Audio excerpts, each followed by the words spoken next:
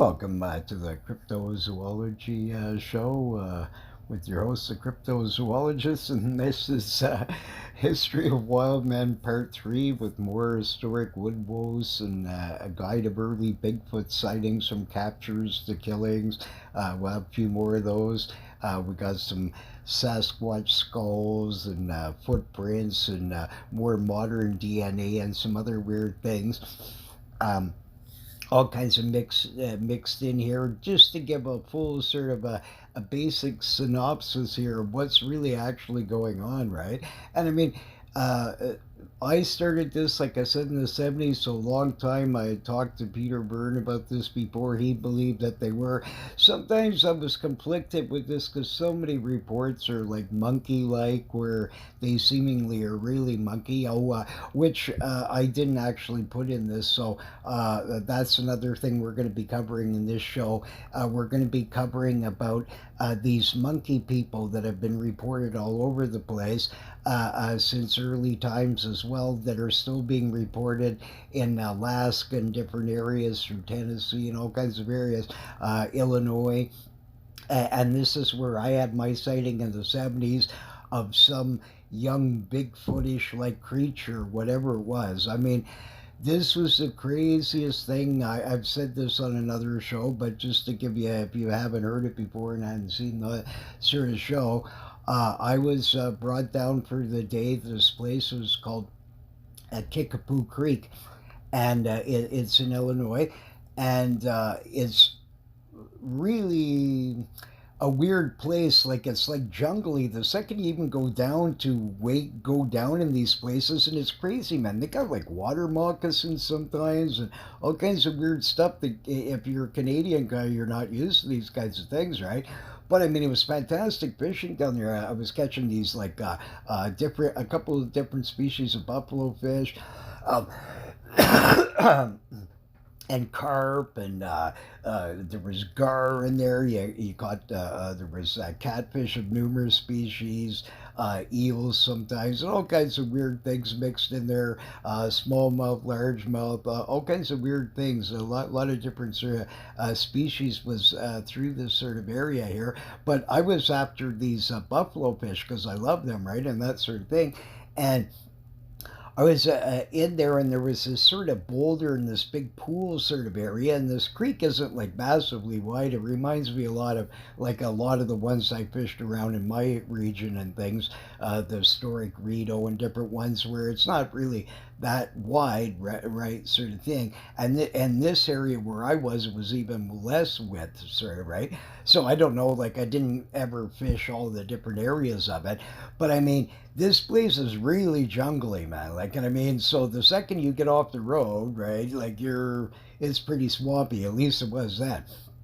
And it had this pool in there, and I had hooked some of these buffalo fish and that. And on the other side, there was this bank, and it was like loaded full of this sort of weird grass that was like about 4 or 5 feet tall, some kind of strange sort of grass. I wasn't familiar. It didn't look to me exactly like reeds. They were funny looking. It was a different sort of a grass that I'm not familiar with in this region, right? So I'm not sure exactly what kind of wild grass this stuff was, but anyways, it was all covered on the other side, and would cover at least 4 or 5 feet tall. It was quite tall, sort of thing like this. And I hear this thing, and I start hearing snapping through the woods and making sounds and stuff, right? And then I hear like this crazy screeching, like sorts of sounds, right? And I said, "Oh my God!" I said, "What the hell is that?" So I started getting panicking, and I started wondering, could it be like a cougar? Maybe they make a weird sound like that when they're pissed. I didn't know, right? Like, I mean, I wasn't sure because I'd heard them on before, like roars of them and things, but I had heard they can make other weird sounds, right? So I wasn't sure, but I was thinking maybe it could be something like that or so. But whatever it was, it sounded like he was in a bad mood. So I was kind of paranoid, right? I started, tuning off of my fishing gear, which was peeving me off, right? Because you rarely get to fish for them, and so to me it was a fun, really cool thing that I'm doing, right? So this thing, he comes out, and I sees kind of the side of his face, and then he sort of turned and he was standing there, but like not fully erect, like as if he was sort of like crouched down, like on his knees. And he calmed down there for a second and he just was sitting there and observing me, but he was looking at me weird, like at a side sort of thing.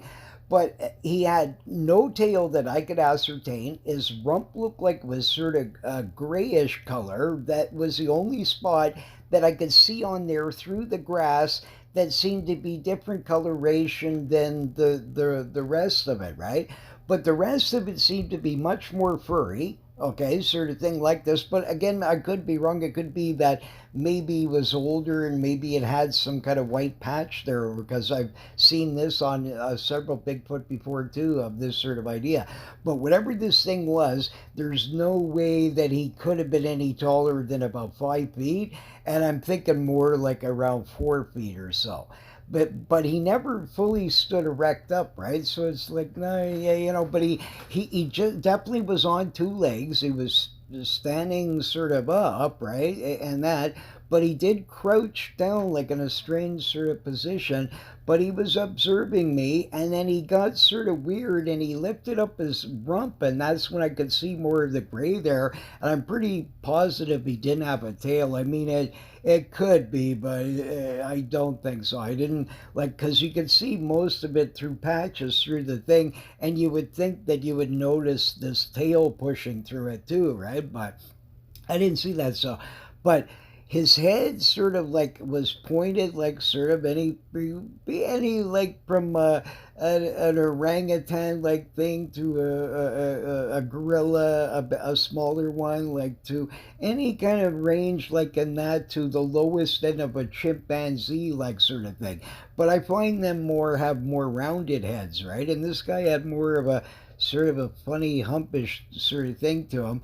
But he seemed to have like fairly decent size of eyes that I could ascertain through when it this thing. But it was weird because he got really mad and he screeched and everything. But then he just calmed down and stayed there, and he lifted up his rump and just stuck it like up in the air, like to tell me to buzz off maybe or something or whatever. And then all of a sudden he screeched again, and then he bolted and he went right back into the forest where he came from, right?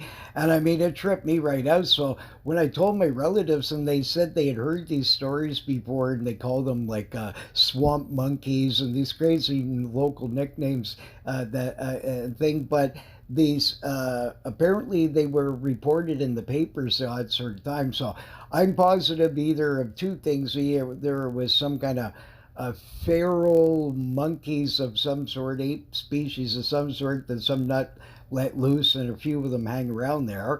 And it's a perfect area. I mean, you couldn't find nothing in that. I mean, seriously, like you could vanish in there in a second. It's weird. Like the trees are all creepy, and I mean, everything's creepy in there, right? Like, at least it was, anyways, right? But like I said, nowadays, I mean, I have no idea. It could be yeah, an airport or something, right? But at the time, it was very jungly.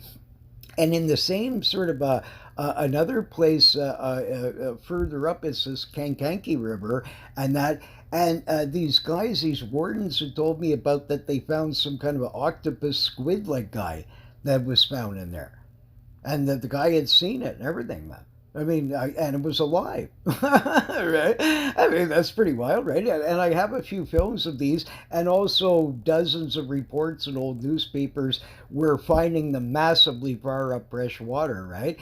Including one wacky tale I collected from the Ottawa River that I love. Great stuff. So, this sort of thing like that. But I mean, this is why, I mean, I'm more on the fence, and of course that they exist, because I'm a historic person. I see the things, even my great grandmother and other ones had these tales of these wild people. And my grandmother seen them actually born, where these people come out like this with this hypertrichosis, right? And this sort of thing. As I've always suggested, and I believe this a long time ago, that at least 70-80% of these things that were these people that we're seeing are just primitive humans of different variations of them. And but there's this ancient gene that is giants, the big guys, And this is the ones that, typically a lot of people will see, because maybe they traverse more and all these kinds of things. But there has been many variants of these over the ages, and it probably doesn't take massively long for this gene to, if, especially if you're just isolated and there's not too many people to jump in the local village, right? You could have these more purebreds in certain areas like this Washington State and all these different ones where certain real wild cavemen, even though they were doing this the odd time, probably their gene was stronger and it reverted back to it anyways, right? But I'm just saying the lesser of that they would mix in with other people, right? The more likely you would have these giant versions and the little guys. There's these little ones too, the same thing. They've been proven now in the Isle of Flores and different ones. There's another guy in India, a little one that's a similar like thing, and they're finding them on all these islands now, and the description of them is exactly the same as the Rang Pendek or all these different ones. I mean, so yeah, yeah, like here, we interviewed the Jean-Guy. Apparently, his werewolf girlfriend there has connections, and she was. Apparently, she's quite old, and she knew JoJo. Apparently, so. But anyway, this JoJo the Wild Boy, after interviewing him, he was very skeptical that Mr. Sykes or Joe Nichols or scientists exist at all, and he's fully dubious of their bear claims as the Yeti. So JoJo knows Yeti and the Zutah exists. However, no proof of Sykes or Nichols has JoJo been able to find. And being the hardcore skeptic that he is, he needs more evidence to convince him that such people exist. So, thank you, Jean-Guy. There is usual entertaining. So,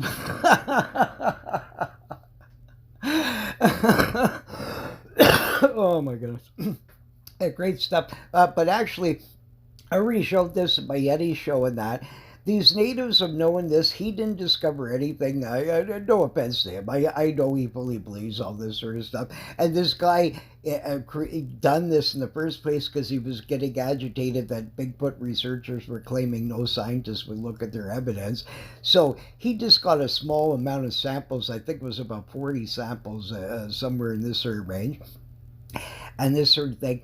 And one or two of them or whatever showed this ancient sort of bear, which the native people tell you about. And I do. There's been all kinds of books written about them from centuries ago. They know about them fully. One of the giant one, his name is Zuta. Okay, and there's different forms of them. There's at least about 4 or 5 of these guys, and they fully know the difference between it and a Yeti, and completely tell you they're two different things. The guy just because he found in one of the samples this thing has no relevance or significance to the Yeti whatsoever. They're two separate entities. Nobody's this fried. Like, I mean, when I'm looking at JoJo here, right? If I seen JoJo and he was nude way up in the mountains of the Himalayas, I would think that he's a Yeti, right? So 100%, I'm not going to confuse a JoJo here for a bear. Anybody, like, right away you know that this is a wild human of some sort by looking at him, right? Or at least the person would think he's a chimpanzee man or something like that, right? Like, you would relegate it to that. You're not going to relegate it to a bear. These people have seen that they come out and capture them sometimes, and the women are raped and have children with them that are humans. They're not a bear. It's not a bear running down on his 2 legs. I mean, these are the silliest things by people that just really are not that knowledgeable about the subject. I mean, they're being skeptical for no reason. I mean, Bigfoot people are proven to exist already, like I've shown you in the last 2 shows. There's too much evidence on that side to, and this time we're going to cover a bunch of DNA and all this. And this way, skeptics all the time, like, 90% of these samples are always returned back and they claim they're human. The 99% with anomalies. This is most of the ones that are returned, or that they claim they're deer or a skunk or a moose or some other ridiculous one, right? But, sorry. but the thing is that people aren't getting this, so they're all disappointed to get it back. No, that this is the correct information. If it says it's human with anomalies, and especially if the hair has not been cut at the end, so don't even waste your time sending it into them. If you find them and they've been cut, means that it's not likely a wild human here unless they're more intelligent where they are trimming themselves somehow. I suppose it's feasible. Like there was different groups out there. I mean, some of them can even speak a language, so I could see maybe if I was hot and primitive sitting in the cave, eventually I'd want to get rid of the dew, some of it.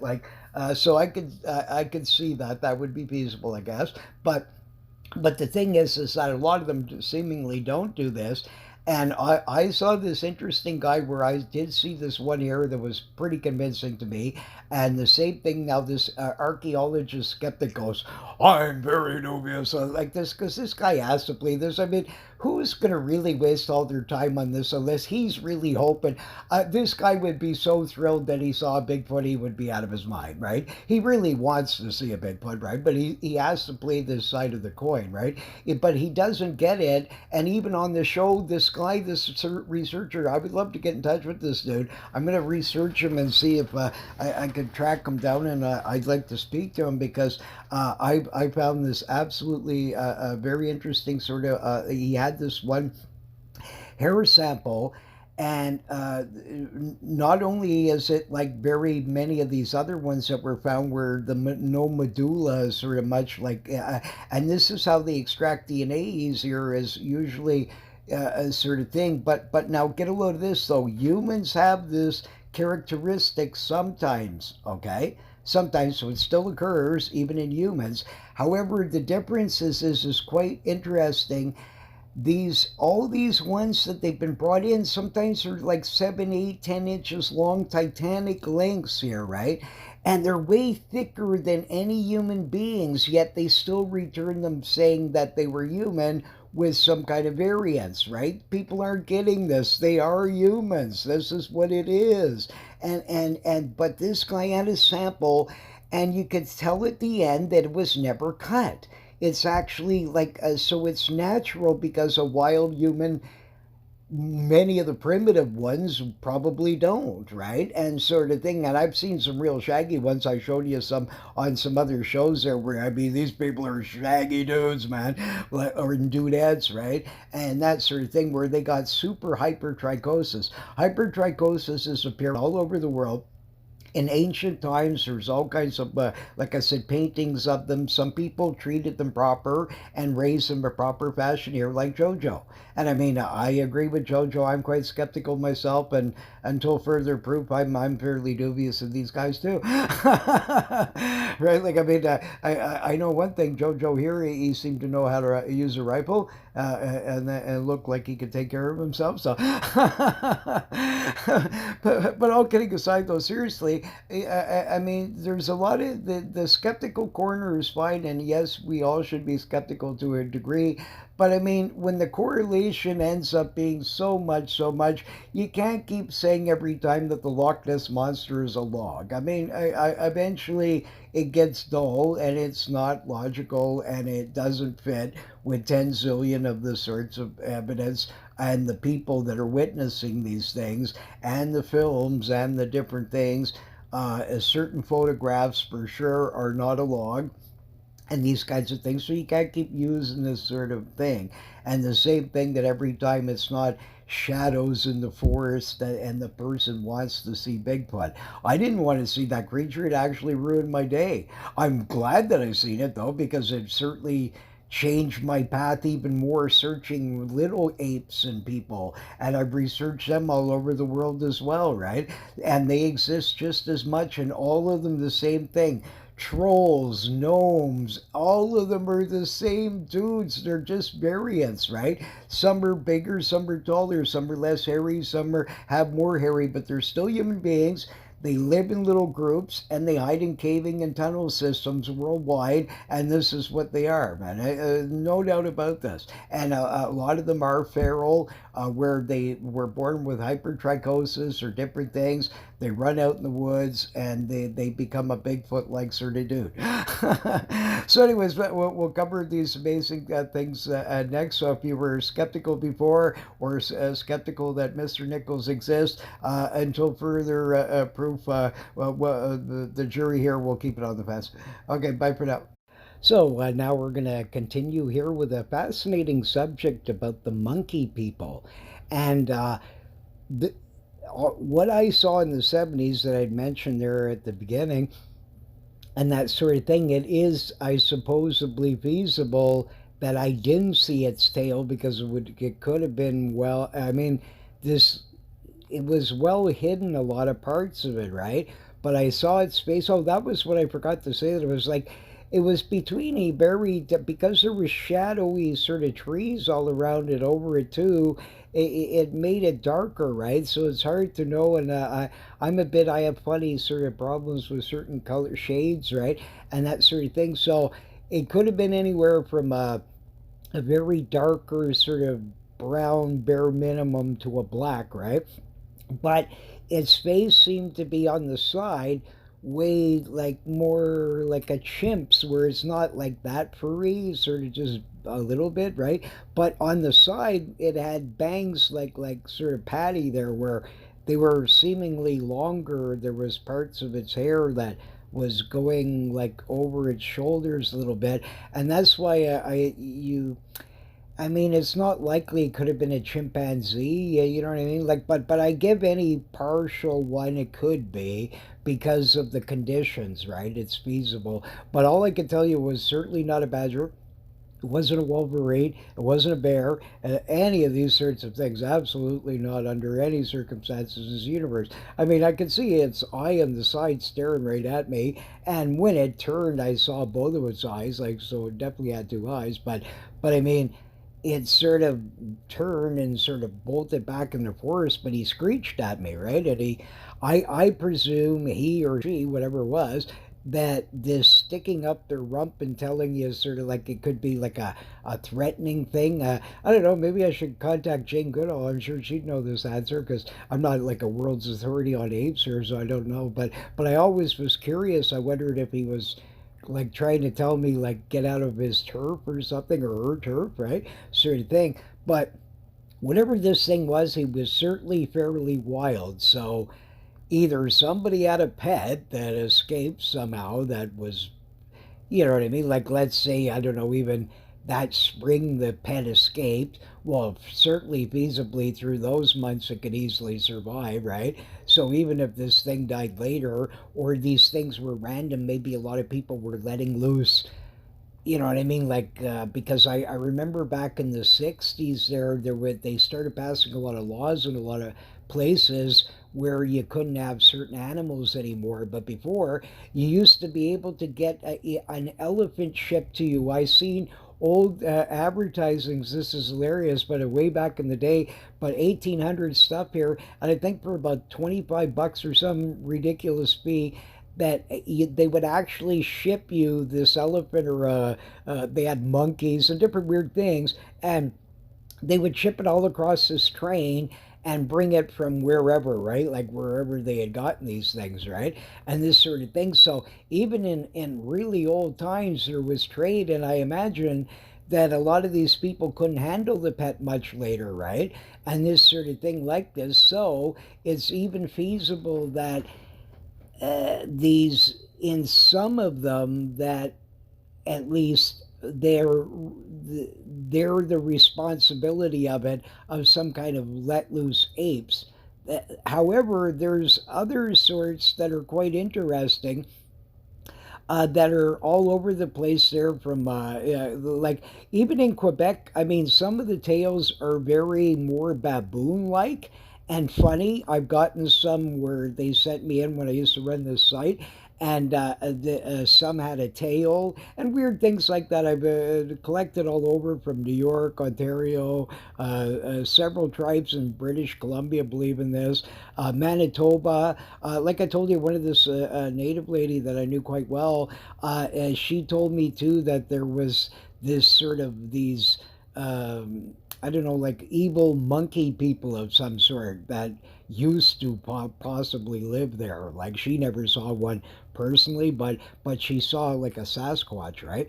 But she said that at least at one time these things existed up even around there. So I mean, there's these weird tales around it, a sort of thing like that. But even in Russia, the Himalayas, the same kind of thing there. So many different areas, right? Because it's very feasible, like in like in early days, right? You had these big lost Spanish galleons and all kinds of different ones, right? And so they would sort of, yeah, get washed up on anywhere from the shores of Newfoundland. Could have been Labrador out in BC, the coast, different places, right? And now you got piles of monkeys because the Spaniards, a lot of them kept pet monkeys and sort of things like this. So it's feasible that some early way that they got there, or they could have drifted on rafts. Possibly after this flood, so we won't argue how long when the flood started or whatever, right? But they could have gotten drifted from some sort of flood, let's say, right, on baskets or anything. Any creature could probably survive that. I mean, he might have had some sort of things with him. Oh, another thing I wanted to say that I wanted to mention in the first show before we go further into this, that is a sort of interesting sort of things that if you analyze like these consistent sort of things like worldwide, right? It's always and all kinds of weird tunnels and chambers have been found where fully you can tell that somebody dug these out, right? Like it was more like a human like sort of thing that's doing this, right? And all these sorts of corroborations. There's so many of these aspects to it, right? Like I mean, it's just not one thing, right? Like on the skeptical side, all we have is we would have seen them by now. Well, who's we? Right? Very few people really in reality are seeing a Sasquatch every year. Okay, so we'll cut out like 75% of the reports that they saw a shadow. Will Joe agree with Joe Nichols? It was a shadow. It was a log that they seen. It was a Bigfoot. I mean, 100%. I'm sure there's many of these, right? Like that are out there, right? And also some character in a gorilla suit and these sorts of things. You mix them all up, it covers quite a bit. However, some are so authentic and people pass lie detector tests through them and all kinds of different things, right? Then these things sort of kind of, if you add them all up, you're sort of like trying to discount each sort of piece of information that you have out there. Like you'll get a critic, and of course he would have a problem with one of these. He'd say, I didn't see that tribe doesn't believe in those monkeys anymore. They think they were imaginary, whatever, right? Like I'm sure some character would try, like, okay, because people can write a paper, and the people believe it when they're reading it. But I mean, it's not like as a for instance. Now get a load of this. This is fascinating. My Newfoundland, and I guarantee you this guy's a fraud and he's full of BS, and I mean major BS. On one of my other shows, I show you an ancient prehistoric giant fish monster that washed up on the shores of Newfoundland that was in so incredible shape how any person could claim that it was a whale or a moose or a Bigfoot or any sort of silly thing, or any species of whale known on this planet, or any creature that you can humanly think of on this planet. You're nuts, right? Like, because seriously, you are like you really don't understand ichthyology at all, and I guarantee you that that was a fish. There is an original newspaper article. You can see scans of it and that. My mother saw this thing in the 1940s, but now there's this tool. And what these guys, there's groups out there that just anything that they hate, They want to start making a cause now question. So now some lunatic is pasted over pieces of a shark, and now he's claiming it's a Carcardin megalodon, and he's got a picture of a Carcardin megalodon. That is not the original photo. You can clearly see the original one in the 1800s newspaper in Newfoundland. I forget what year it was, like 1883, maybe 87, so somewhere in this sort of range, right? But the thing is I used to have the whole original article of it. I saw at the time these people scanned it for me. I know it exists. It was not the picture that this character showed up with just in more recent times here. I've only seen this picture about the last sort of half a year, I think it is, or something like that. But the thing is that there's people out there that do these things, right? Or they'll copy over a bear kill and make them now look like Bigfoot, and other things to seemingly to weaken the case, right? So to keep the people skeptical as humanly possible, right? But again, because I'm a historian, I know that none of these people cared about these things back in those ancient days. And I know that these, different tribal people all can't, because they don't know each other, and they're all telling you the same story, from little monkey guys from about 2 feet tall to these monster human like dudes that were cannibals up to about 10 feet tall, and all of them had tails. So here's a fascinating this a tribe along the Fraser. Okay, this tribe along the Fraser, and interestingly, like not far from there, you have these other tribes in Alaskan killer monkeys there, and the same thing. Modern reports still to this minute are going on where these people see this, 3, 4 foot sort of dudes there, and they hang up in trees and they hunt in groups and they actually corral their prey. So they're so intelligent, they make these sort of corrals, and they found these sort of things before out in Bigfootish like things too. So again, these guys are sort of a bit more intelligent, and since snow monkeys can exist and these kinds of things, however, this particular group are three clawed, right? And this sort of thing that, but this these ones, and they're a bit smaller than what this tribe ran into. Okay, but this whole tribe almost started along the Fraser. Okay, they almost started like the whole 3 quarters of the tribe pretty well started being vanished, like they were being killed and wiped out. Like all of a sudden, the guy would go outside and poof, he's gone. Like they would just keep vanishing, right? So they were petrified and wondering what the heck's going on here. And luckily, one of the scouts out there had saw one of these dudes, and he said it was this sort of like big tall monkey sort of man, and the guy had a big long tail with him, like a big long tail on him. So the group sort of devised this plan that they were going to follow these guys and sort of get and figure out where they live, and they got to destroy them, and everybody's got to stay together because power in numbers, right? And they're just going to keep tracking these mothers till finally they run into them, right? Sort of thing. So finally, way up around, I think it was the Copper River or something.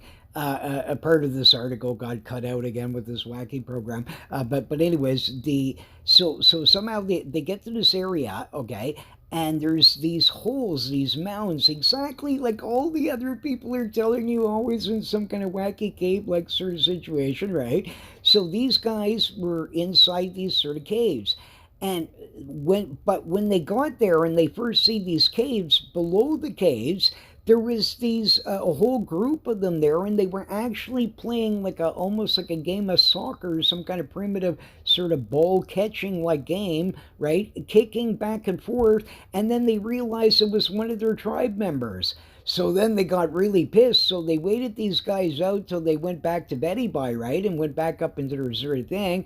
And then they devised these methods of setting big bushes afire, exactly like what Sarah Winnemucca tells you, the exact same story, yet totally different place. There's no way that the people in Nevada knew these people, right? So impossible, right? They tell you the same device that they used, okay? So these guys did the same thing. They put the fire into the sort of holes, right? It started burning like this, the cave. the Bigfoot monkey men came out, okay, and they started screeching and stuff one at a time because of the smoke and stuff. And they had tons of these chambers that was all built on the side of this mountain. Okay, so then they kept coming out. They kept killing them. Now, interestingly, in another area up further up this sort of this area, right? Another tribe tells you the exact same sort of story that was, I think, on the other side, though. They lived like, I think their tribe is on the sort of other side of the river and way like further up, sort of thing. But they got the same crazy story there that there was these monkey people there that were bigger, right? That were cannibals of some sort, and the same thing that they were attacking them. They tell you the exact same story that they found these mounds and they went in there and set them on fire and did the same thing to these dudes, right? So this obviously this very is feasible considering the amount of sort of sightings in different areas that it's feasible that one thing is that these monkey people might have been an offbeat of a Sasquatch at one point in time, wild humans, and I'll tell you why, because it's feasible. I saw old photographs, and they call them oh my goodness, it's out of the article here, of course. Oh my goodness, I cannot say this word. It's terrible.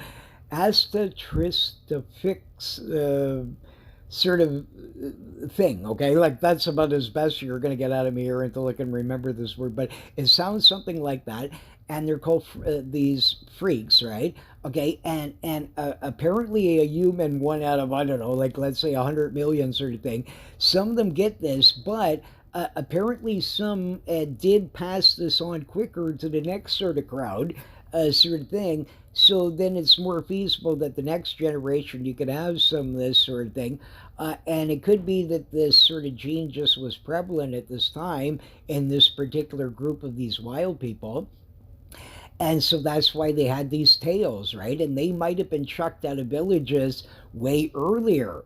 Like, so let's say because this band, the original band that first mentions them, I think, like, I'm not sure which one had them in their culture first. It's hard to know, right? And I don't even know which one's the oldest one around the region. But one of them, it seems, the first one that's it ran across them, it seems that they were sort of like moved into this region a fair amount, it seemed. But same with the, it's hard to know, right? But whatever the case, that it was in similar eras that they both had these sort of same issues, right? And maybe even some of them had spread to a new group. They decided to dig new tunnels in some other area because this stuff was made out of some kind of weird sandstone, and that sort of imagine is probably not that difficult to sort of make caves and stuff out of it. And let's say you were thrown out of the villages of some other native tribe that might have existed even previous. And let's say, I don't know, 4 or 5 years was born to some mother, right? So now they go out and they jump the odd people and cannibals and they're half crazy or whatever, right? Like some kind of thing like that. It'd be feasible that this group could live for at least like 50, 100 years. And maybe they didn't even exist previous massive eons. I don't know their history. It's hard to know, right? But some of their cultures for sure seemingly show them in ancient times, and same with over in India, they call them devil monkeys, the same kind of idea. Oklahoma and that sort of thing like that. I picked up a fascinating story down there. A few of these sort of tailed like people that were are very strange sort of thing. And so the idea is for sure that a majority of them are sort of either apes that somehow drifted across on rafts from a flood to different sorts of things, somehow landed on different parts of North America, adapted is very feasible because no monkeys can, you know, and maybe as they drifted along, maybe it took a while, but they're smart apes. Apes have been noted, some species can swim, right? And this is another thing, most cannot, right? Okay, at least not proven. But the thing is that what's interesting, you have Bigfoot reports swimming all over the place, which is all humans can swim, right? So again, another sort of more likelihood because a lot of ape-like species do not swim typically. But however, it's very feasible that they've adapted this over time by being drifted here ages ago and maybe they got used to the water, some of them or whatever, and adapted this quickly. It's feasible. So who knows? I mean, there's a lot of sort of these things, but a lot of these weird monkey groups seem to be like always usually in packs quite often. There's even several films that you can fully find that you can clearly see is some kind of monkey species and the guy's screeching and kind of creepy, right? And he looks like he's pretty upset, right? So I still give a small probability that that creature that I saw in this Kickapoo Creek, it could have been a monkey species of some sort, like let's say, especially if his tail was shorter, right? And that sort of thing. However, I more likely I higher suspect that either it was a young Sasquatch of some sort, because this thing was extremely muscular and that sort of thing. And it did have a cranium like thing like that is different from a chimpanzee's and these different ones. And I also saw seemingly like almost like Patty had like these bangish, like sort of longer part at the sort of coming and pretty shaggy in a lot of the area that I could see of it, right? So besides the gray rump, I mean, it's feasible because of the shadows, right? It's feasible that maybe it wasn't as furry as what I think it was, or whatever, right? It's feasible, but all I know is this thing was pretty angry. There's no way that he was any taller than about 5 feet tall. He was the most muscular gorilla, Bigfootish baby looking thing you would imagine, or some wild human that's pretty macho right? For a young whippersnapper, right, or whatever, or maybe a race of these smaller guys that they say all over. I might have seen one of those sorts, right? It's feasible, right? I don't know. I mean, so because they report them there too, right? Because I suspect like some a lot of the like when people see a 4 foot Sasquatch or 2 foot, 3 foot, 5 foot in that, this may be extremely rare occasions where the baby got separated from the parents somehow for 5 seconds or whatever, right? And you see this thing, fluke in a million, right? And that sort of thing, or something happens sadly to the parent and now it's alone or whatever, right? Like some kind of scenario like that. It could be that the creature may still survive and continue on and that sort of thing like that. But again, the amount of zoos that we had in those ancient times and all kinds of weird things, it's extremely feasible that even different crossbreeds exist all over there. And that's why we got these different sort of weird ones like the grass man and this and that, that besides wild humans, we have other sorts of gorilla-like sort of thing, monkey-like sort of characters mixed in amongst them, right? That and also wild kangaroos and that. I actually met somebody in the '70s that saw a kangaroo in Illinois, and also I interviewed this other person from Wisconsin that had saw one. So fascinating, and I found a lot of old newspaper reports as well. And even in England, there are proven wallabies exist there. They can still survive and that sort of thing like that and take the winters. There was even a record of an orangutan that lived there for years in Hyde Park. And he was actually known, and they still couldn't catch him, right? And that sort of thing like that.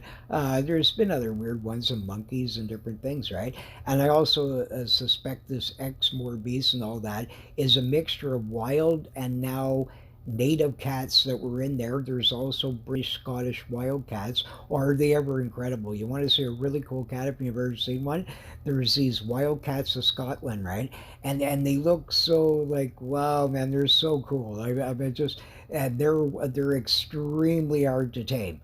It would be a hell of a challenge. I wouldn't want to remove one from his natural, but I mean to save to keep like if there was only a few, I would help breed them and put them right back in the wild, right? And not only domesticate one to sort of like the rest of them, you would want them more wild and that sort of thing. But just as to experiment to see if it'd be feasible that you could get them fully domesticated pretty easy. I have heard stories that apparently you can, but it's pretty difficult. So but these they're amazing, right? And that sort of thing like that. So any of these feasibility if the Exmoor beast doesn't have much to hang out with, right? And one of these things come along, it could be there's some kind of crossbreeds, but they keep the sort of giant gene, right? And the same thing, this is what I'm suggesting with the human sort of things here. We have ancient giant humans that maybe were those people of the Nephilim, were descendants of them, that are the a lot of the Bigfoot sightings you get through Washington and Oregon and California, like certain areas of the country where these guys were more isolated and only did this occasionally, grab natives just sometimes, and it seems that there was enough of them to keep the more prevalent Bigfootish like gene. And as far as I know, I mean, how does anybody know this? Nobody's ever put this up before that I'm aware of ever. But it's just some other things I've thought about that it creeps me out. But it is feasible, that, like, especially I noticed that a lot of times these women that were captured, right, sometimes the children escaped, and apparently the mother had taught them enough, some kind of language while they were there, so this Bigfoot either was hunting out when she'd do it to quickly teach while he's gone, and she was sane enough. A lot of women wouldn't have been able to be, or even a guy like I had mentioned there, and the other show there about sort of the wild women and stuff like that, even grabbing men too, right, and that sort of thing.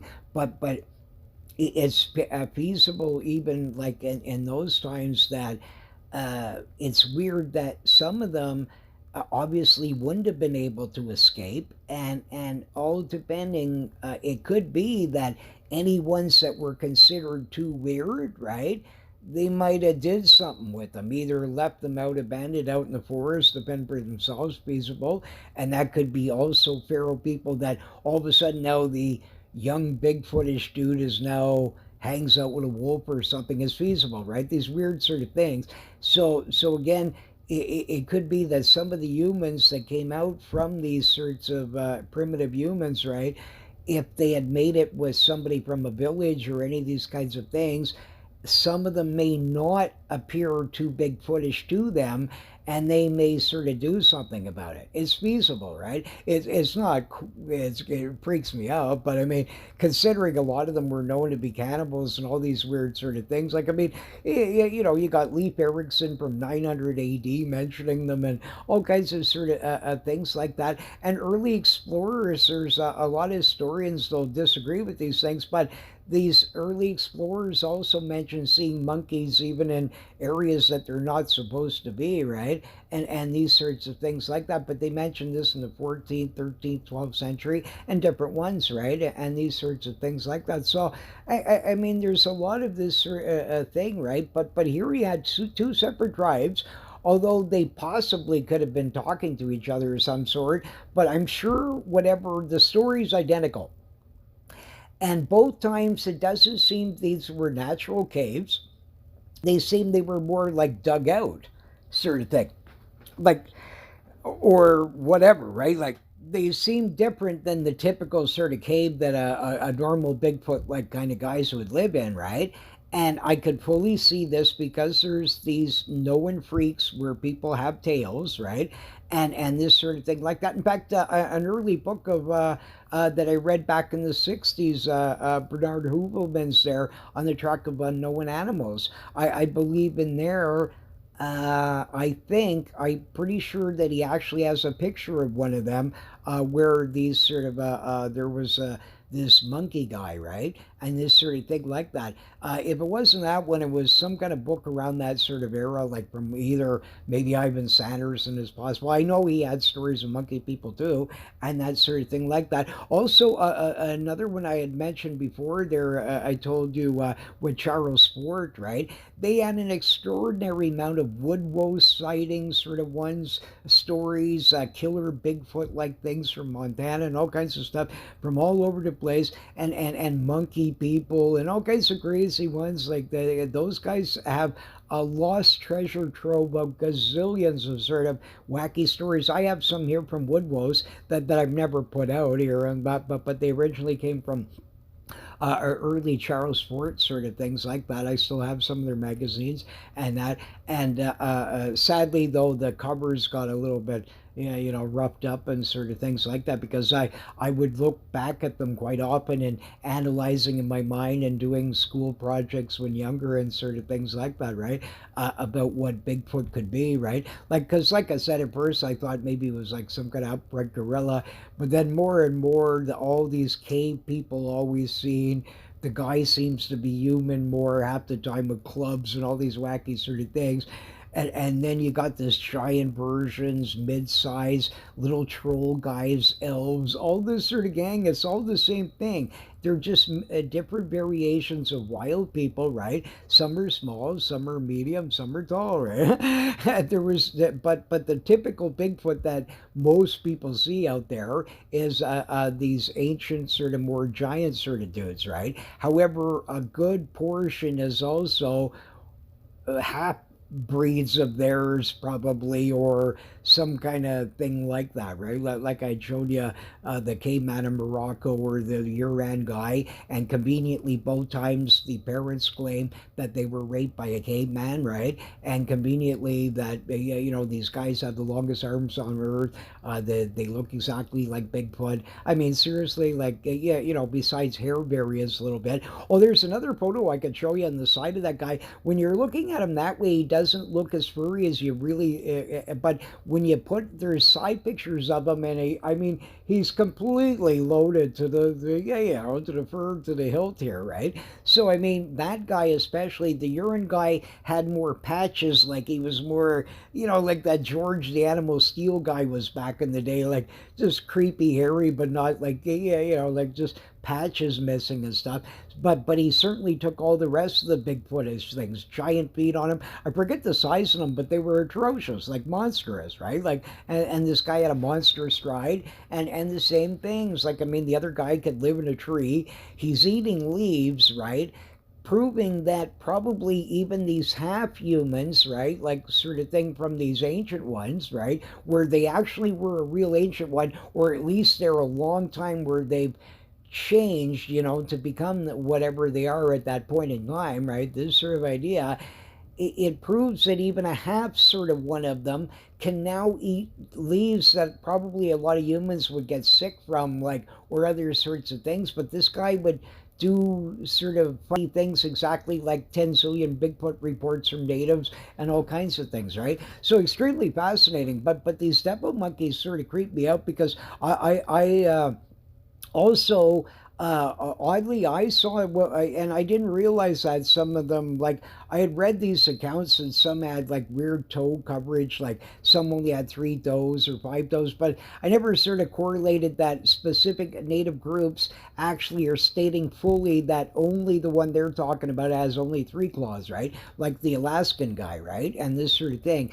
So these some of the witnesses I saw in this one interesting sort of thing piece, right? And I have some old books about that. Again, even the Fort Sheehan sort of one, I believe had some kind of weird sort of story like this from out north or something, or whatever it was. It was a long time ago. I mean, I've read so many of these, but some kind of wacky, either it was that one, or there used to be other ones. There was these strange, like, Wild West real stories, right? Like, I mean, but you never knew if they were. But I mean, either of these people had the greatest imagination on the planet. But it seemed that from historic research, a lot of them you actually can find that they did have a real basis to them. Some of them might have been exaggerated a bit, like the tombstone epitaph that I show you, the original, the authentic photo of it. I keep forgetting to find the original one. Just as a side note, the reason I'm pretty sure that it's the tombstone epitaph photo is for multi reasons. A, the exact years that this tombstone epitaph story came out, these people have photographs all from this era, and they had these ancient cowboy relatives, and they found this titanic sort of humongous thousands and thousands of old photos, the original ones, right? Okay. And inside of there, they're going through all of them. This is Cowboy Joe. This is Uncle Jim. This and that. Nothing to do with cryptozoology. Below zero, I've never contacted them, right, or any of this sort of thing, because they don't seem to. Their websites have been out there, so like I couldn't see all this sort of like I didn't know where to really contact these people, anyways. But I wanted to ask them more about it. But the interesting thing was is okay, these guys got all this sort of thing, and then all of a sudden, through one of the ones that I was going through, I was just looking around, like I thought, hey, I'll get a kick out of this. Maybe I'll see John Wayne in there and all that sort of stuff. Like, who knows? Maybe a monster's in the background or Bigfoot or something weird, right? I like looking through these because I found strange things in the past, right? Sort of a thing like that. But anyways, I'm mowing along through these, and all of a sudden I see this Titanic sort of, original real photo. You can clearly see this paper is like 1800s, man, 100%. I mean, it's ancient aged on the sides and all this stuff is not paper of today. It wasn't scanned. None of these things are scanned. They're all in the original sort of things. Again, these people have nothing to do with Bigfoot cryptozoology. They do not understand what they have on them, okay? In the original photograph, it shows on the right hand side a corner store. It says something store or whatever, and I haven't seen it in a while because what I did is I wanted to try and enlarge it to see if I could show the people that you could see through almost his skin, right? And anyways, there's no way that this it's exactly the same era. It's a big huge grocery store, so you would think that if there was more than just the tombstone epitaph photo out there, why also in the late 1800s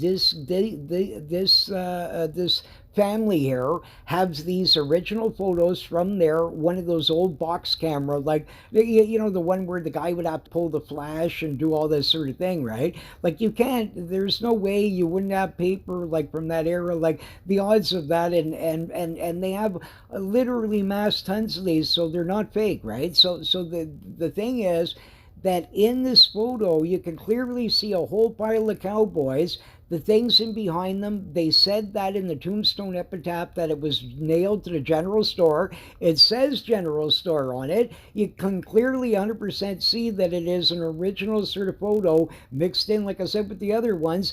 And not only that, you when you look at it, I mean, really, it's so good. I mean, there's no possible way that they had a rubber bird monster in that era, and there's no way that that bird's under 15 feet.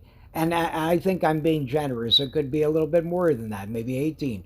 I don't know the width of the barn. I know back in those days they made them fairly sort of big, right? Like these sort of stores and all that sort of thing, because there wasn't 10 million stores, so you had to have a lot of merchandise, right, and that sort of thing. So I'm suspecting that the site of that is fairly decent size, right? So, but anyways, I wouldn't believe any less because you can see all the people there, right? So, anyways, that's an authentic sort of. He's got a crest on his head. He looks exactly like the native description of a thunderbird, and I believe, and that was the tombstone epitaph picture. I believe 100% the tombstone epitaph story was true, except that they exaggerate the size of him, and he's really 15 to a maximum of 20 feet, I would believe. I doubt he's any more than that. But mind you, his wings are bent at an angle, so it's very hard to tell by the time you stretch it out tip to tip. I mean, I'm sure that would give some extra good length there to a fair degree considering the size of them and that sort of thing. So whatever the case, that's a real authentic, the only one in the world. All the rest of them I'm extremely suspicious of. There's another one they claim it was a pterodactyl. If it's real, it's certainly not the same monster that's in this tombstone epitaph one. So it had to be a different species of them. The skin's totally different. It looks to me more like burlapish sort of thing. So it's hard to know. But all I know is this one, and also they don't show you the original photograph.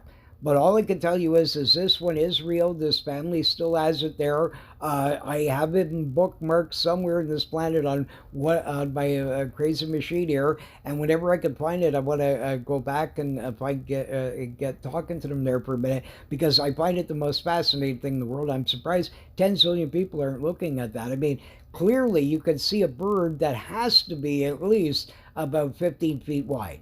Okay, he has to be at least bare minimum in this kind of range. I mean, there's a big pile of cowboys here, and they're all standing. There's spaces in between them, and I mean, you know, he'd have to be pretty big, right? And that sort of thing like that. So no matter what, he's way bigger than any known accepted sort of bird out there, right?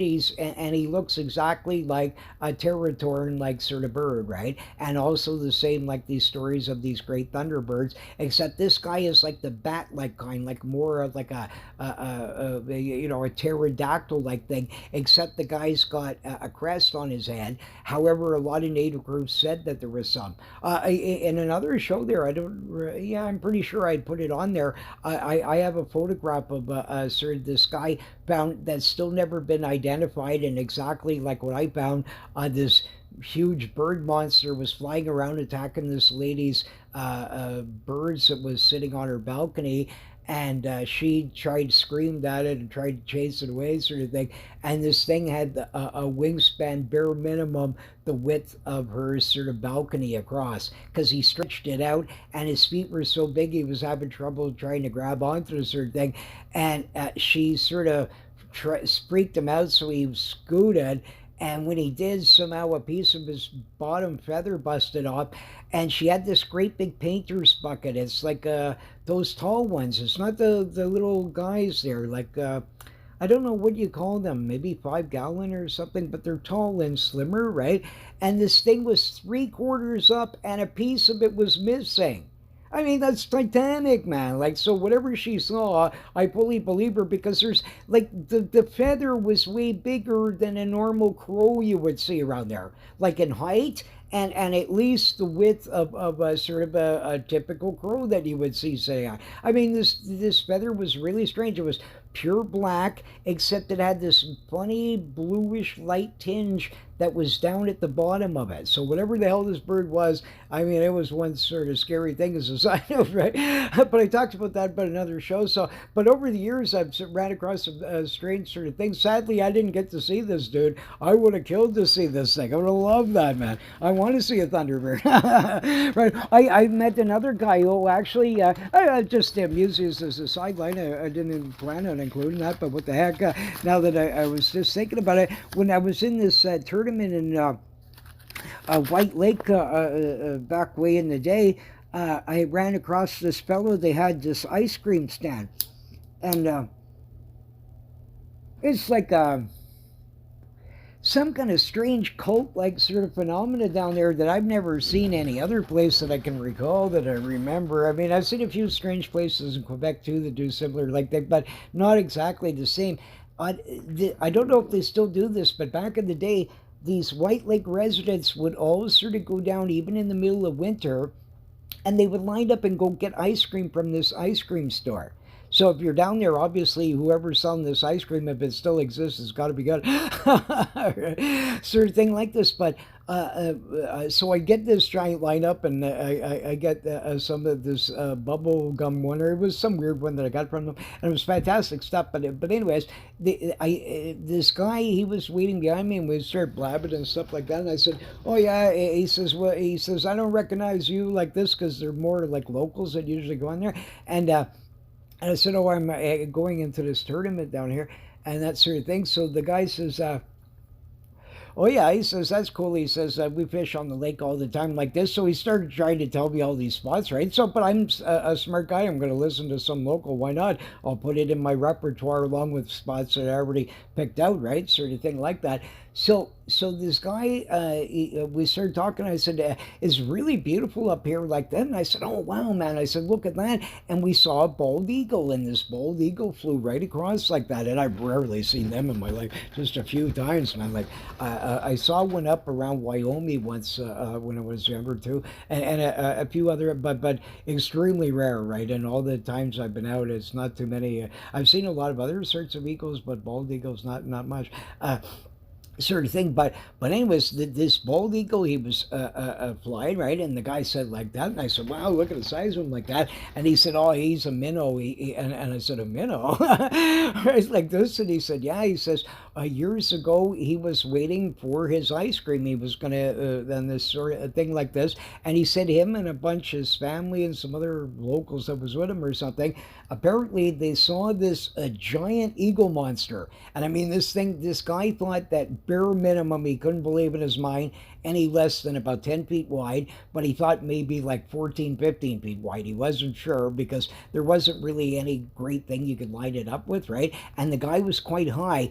But this giant eagle monster had a huge deer, a full grown deer, in its sort of claws, and this guy was flying with it. And I believe him, man. I mean, this guy was so serious and sort of not a type, like, I mean, one of those farmery like sort of guys, like in the not up to fables much, right? Like they're pretty serious, right? So I mean, this guy, every spot he told me, I checked them out. Some were actually good. I wanted to run in across him and thank him. Actually, he helped me for one of the fish in one of the spots there, right? So that sort of thing like that. So you always there's a fishing tip for you. Listen to the locals there. There's nothing wrong with going into the general store and listen to Elmer, who's ever on board. These guys know the local stuff. They know local baits that may outfish the things you brought and these sorts of things, right? So always pay attention to them.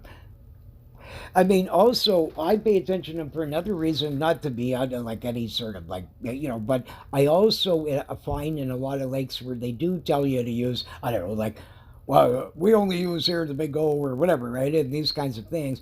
I quite often what I'll do if I'm not seeing immediately like what they're making these statements, right? Sort of thing like that, with quick checking in big fish locations and seeing how great a depth I can cover and how deep these bass usually are in this sort of lake and this sort of thing.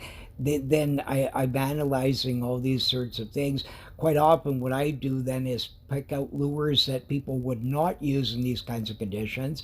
And now you got maybe a successful tournament winner because these fish are not programmed in the lake to seeing these, yet they're responding to it, right? This is key sorts of things, right? So listen to this wild monkey, man. But all kidding aside here, but even though we got off topic here a bit, but the thing is I'm just saying to you that these consistent reports of these things, when everybody's always so skeptical and that sort of thing like that, there's a lot more to it, and for sure there's things out there. And I don't believe that separate tribes it fully, no matter what, either they passed on the story from one to another, that somehow one tribe married into another, let's say, or whatever, right? Some kind of phenomena like that, and somehow they both know the story. No matter what, it sounds original that exactly the same thing occurred, right? Like with no variation here again, right? And I fully, again, scientifically, it's feasible that some wild people could have hypertrichosis along with having a tail. It's feasible, or that and this sort of thing like that. So, but just an interesting side note to it, along with the escaping monkeys, along with possibility the New World monkeys. Now, just a few years ago, I saw. I don't even think it's a few years ago. Maybe the guy's not even a year. This biologist said. There has been no North American species of a monkey ever found, and all this kind of. He's completely wrong. There's been, I think, about four or five in the last just several years that have been found up around the Arctic and sort of different ones where they were some kind of like marmoset like sort of early monkey like sort of one. There was one in Tennessee and Arkansas and some other things. So actually we did in the past seemingly have these sort of monkey people that may still be existing, like little monkey guys, right? Like whatever they are, like, but there could be a North American species as well that also might have made it with these wild ones that were let loose from circuses and things, and now they've gotten smarter, better at hunting or whatever, and have become in packs and more tolerant to the cold, migrated to different areas like humans do and everything else, right? And they moved along, and maybe they're the remnants of today, like what's, because these Spanish galleons traveled a lot in the 15th, 16th, 17th century, before that 14th, whatever, like different eras, right? sort of thing like that. And a lot of them were lost, and they were known to smash up against shores of Labrador and Newfoundland and different sort of areas, probably, that there seems to be evidence of even ancient Vikings there, and even the Chinese even before them, and all that sort of thing, plus ancient maps showing you fully the Antarctic and everything fully open with ships going along and everything. Yet the scientist claims that it was frozen a zillion years ago and blah, blah, blah, blah, blah, blah. Right? Complete El Gobbledygooko. 100% giant flood happened. The icebergs, yes, some of them drifted certain ways, and yes, this would cause the sort of thing because they were in a place that was frozen at one time.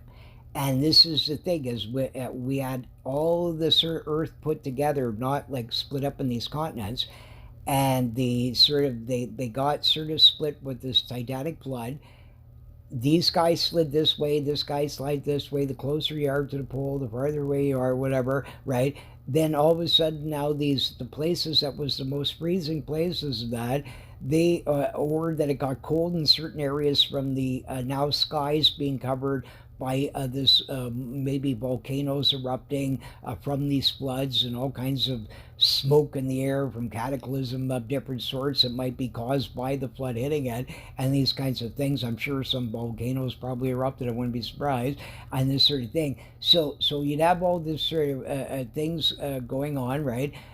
Blasting away in these sorts of things. You could see how this sort of like could occur, right? Like these sorts of things, and then later on, you know, these things cool down and these sorts of things like that, and certain every doesn't matter, animals, anything in the planet, it's feasible that they could have sort of escaped these floods along with wild primitive humans or people that turned into primitive humans eventually to fit the environment. Whatever scenario, doesn't matter to me at the end of the day. All I know is that for sure, from what I've seen myself personally, I've interviewed people from Quebec that have seen monkey-like people. Also, my favorite near cryptid in the entire world, the Beast of Sepschutz.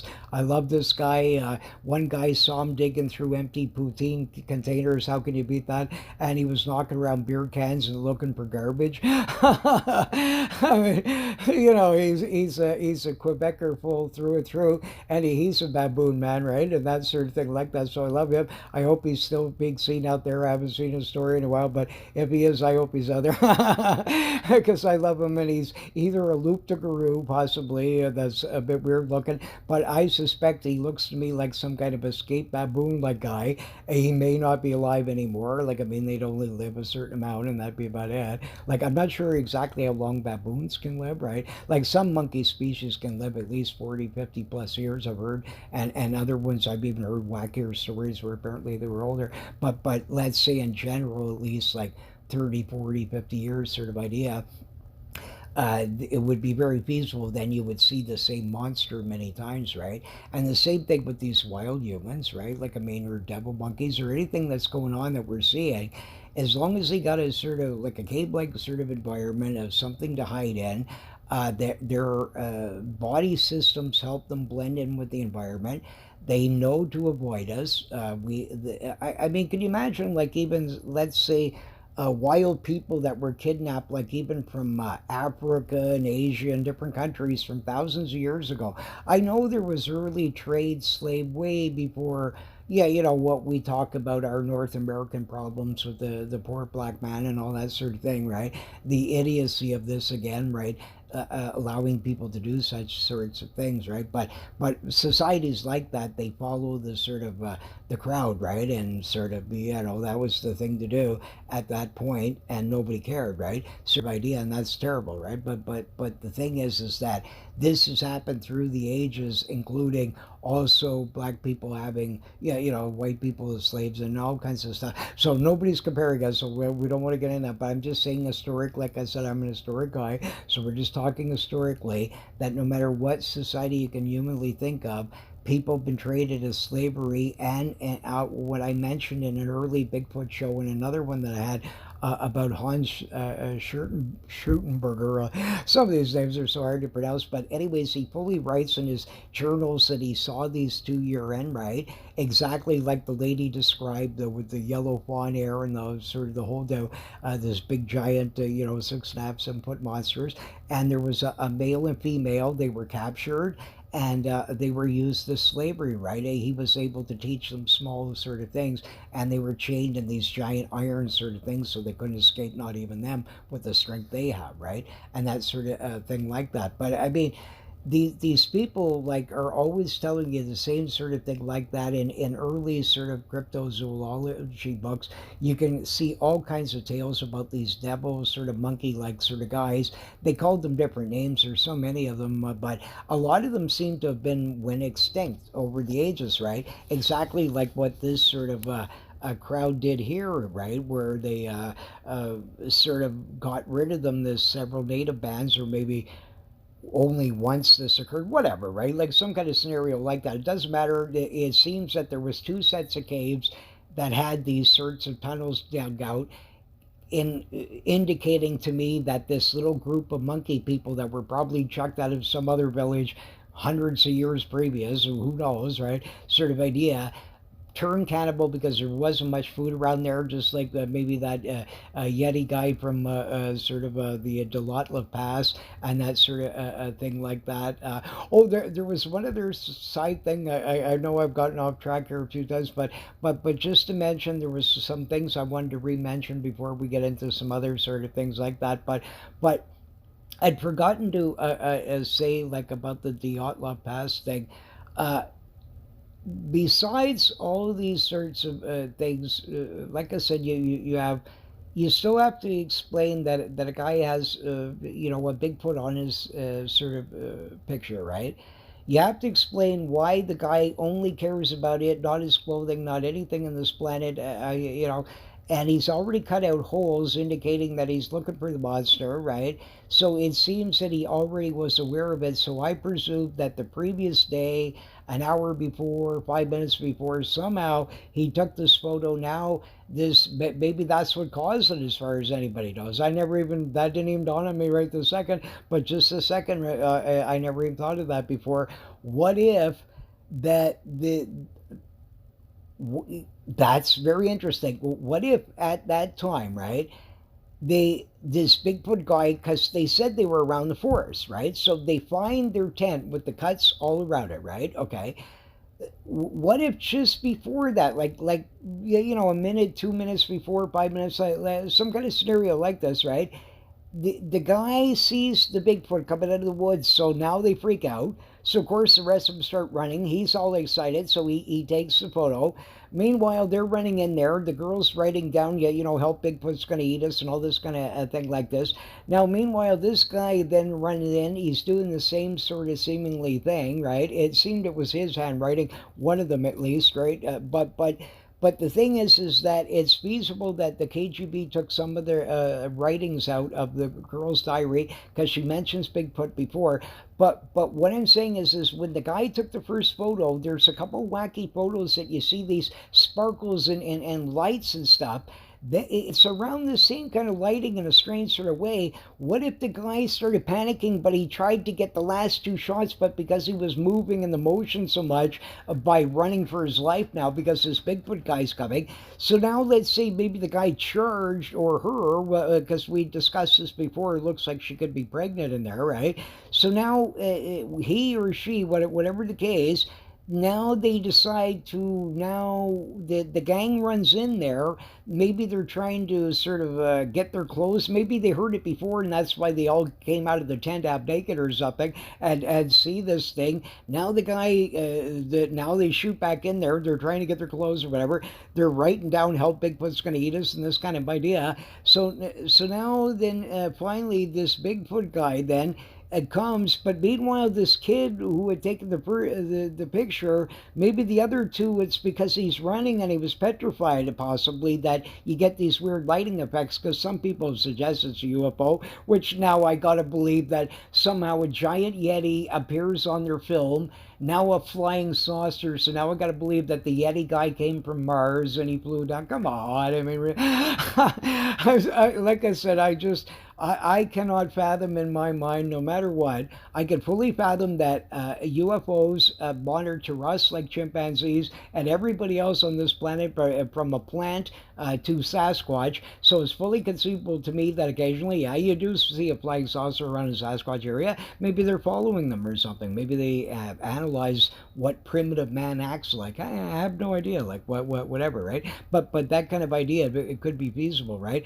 But to state that they are the UFO, I find the most ludicrous sort of thing. Like, why would if you're this intelligent to fly across the entire universe here, to fly for the skies in the spaceship, now all of a sudden you want to live inside of a stinky, smelly cave with bat creatures flying around you? And all, come on, I mean, really, like.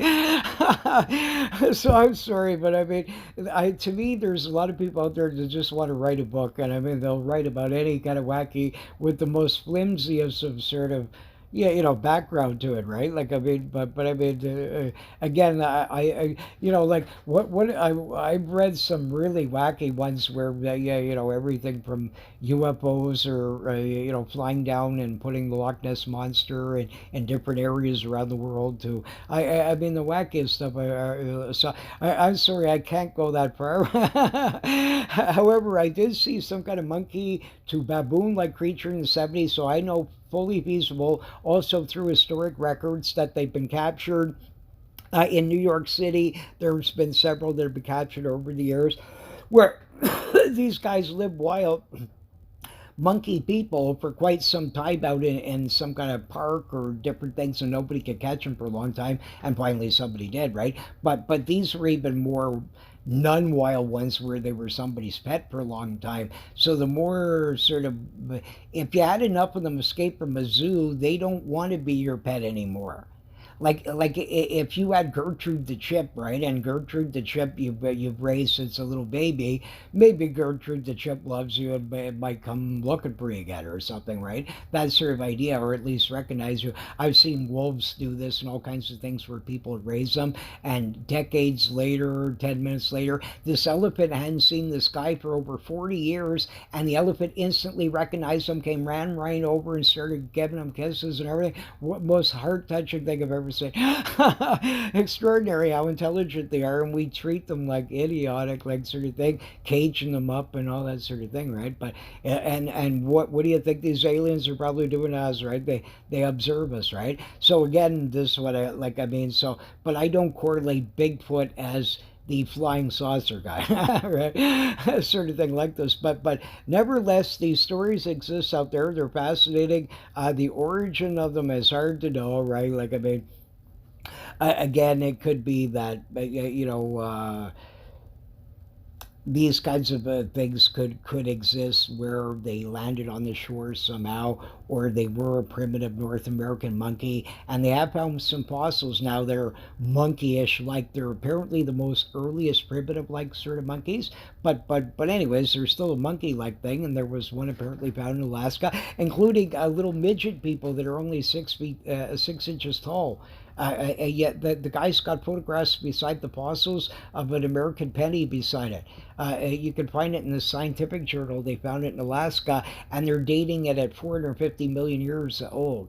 So that means that 450 million years ago, there was little 6-inch dudes like the Atacama Munchkins that were running around, that were fully intelligent, and sort of in groups here, obviously of some sort, and running around full adults here. So the little people, again, like I said, and all these kinds of things. Now, if you believe that they're 450 million years old, well, then you can continue to believe that, right? But again, like in my mind, I'll tell you another reason why I have problems with this mass millions of years theory.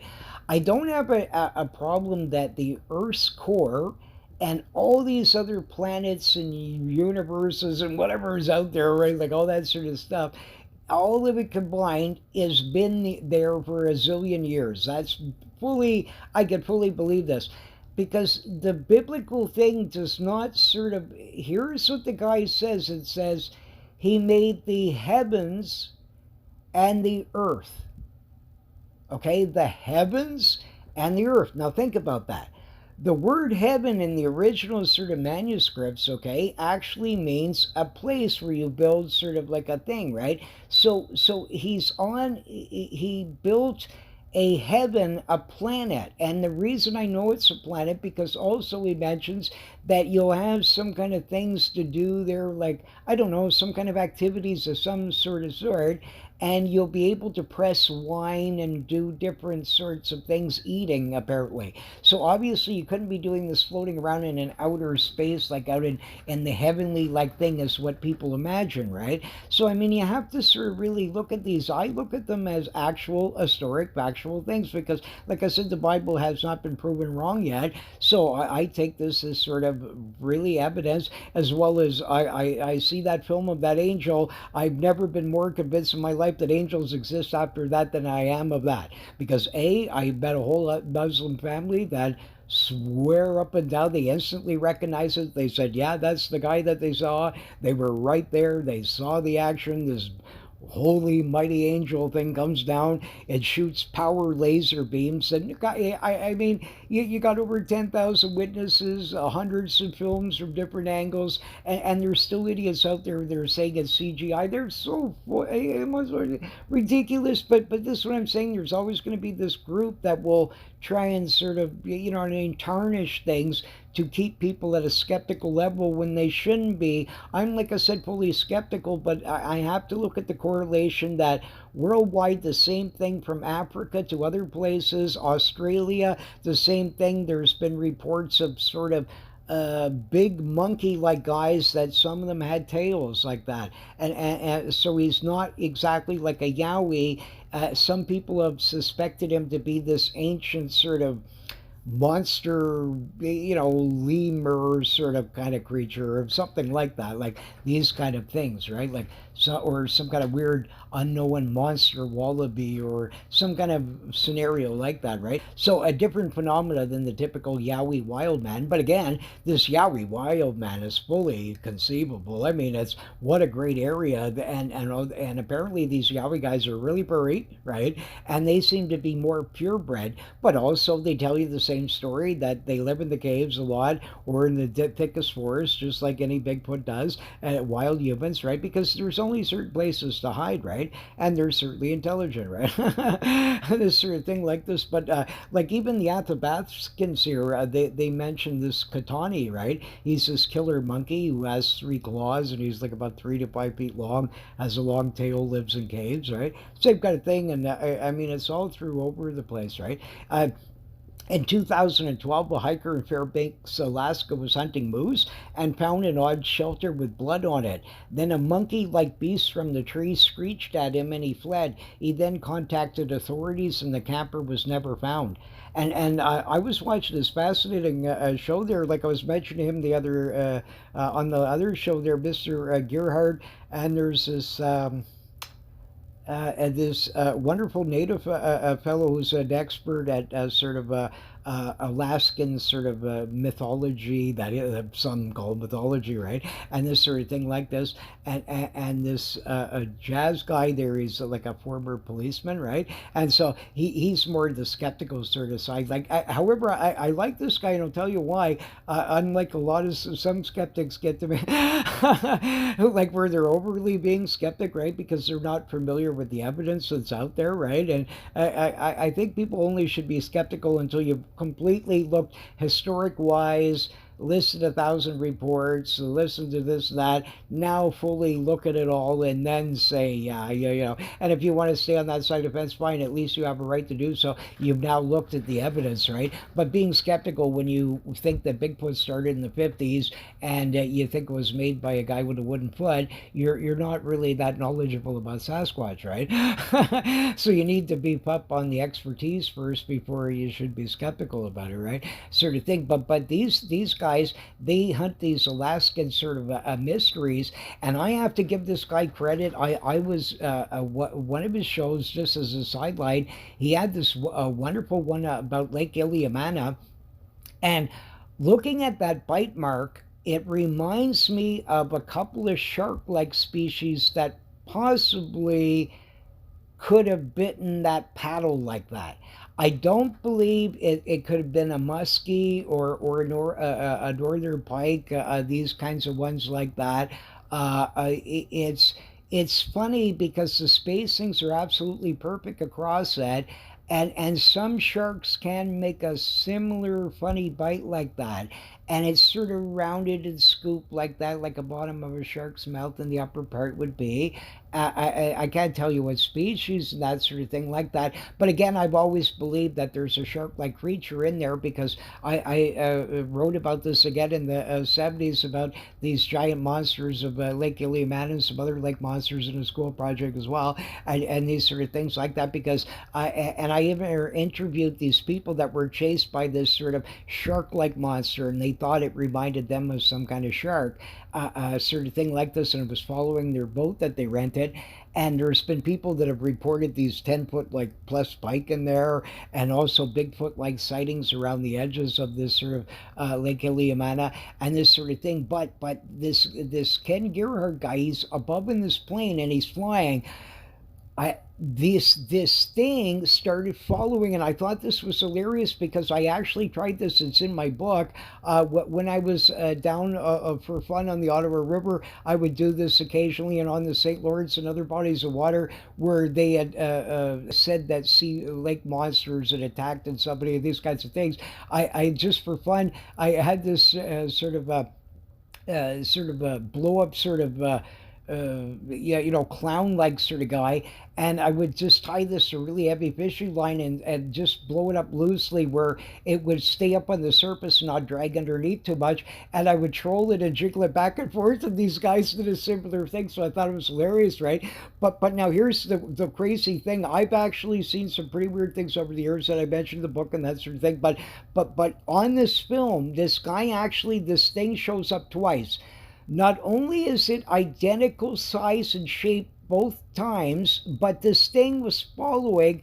They started trolling out this live dummy and using it like a Loch Ness Monster sort of thing, like your Loch Ness Monster, right? And two times you see this Titanic long shadow like shape. Now, here's the things. Being a person that's been on the water like for almost like 6 decades here, right? Around the clock, okay?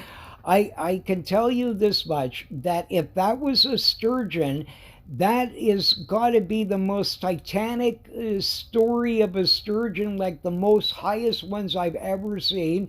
And that dude is titanic because you can see the ship if you look at the length of this creature that shows up in this Mr. Ken Gerhard there. He's actually filming this, and you see it as sort of it comes and it starts following this dummy, right? But these guys made one big mistake, and boy, if it had been me on there, this wouldn't have happened. You know, and I'm teaching you a muskie lesson right now. It may save you and get you the monster of a lifetime, or a great pike, or a shark, or any sort of species. Doesn't matter. It could be smallmouth, largemouth, any kind of a fish. You got to keep their interest going, and that's a huge mistake what they did. They stopped trolling the monster. The monster started following it. He was actually going to go for an attack, it seemingly, and then all of a sudden they stopped it, and they decided to just let him plobble over. Now he's not moving and wiggling anymore. Now the monster has lost that predatory sort of attack like thing.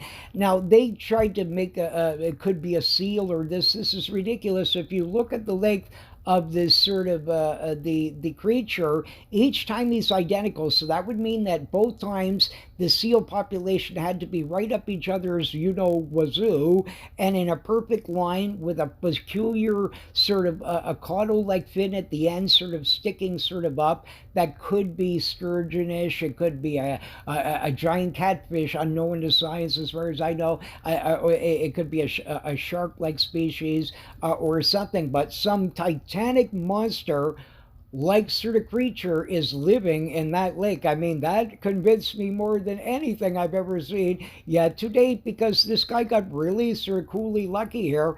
by just doing a few classes, and this is where a lot of the sightings came from, was from airplanes and this sort of thing like this.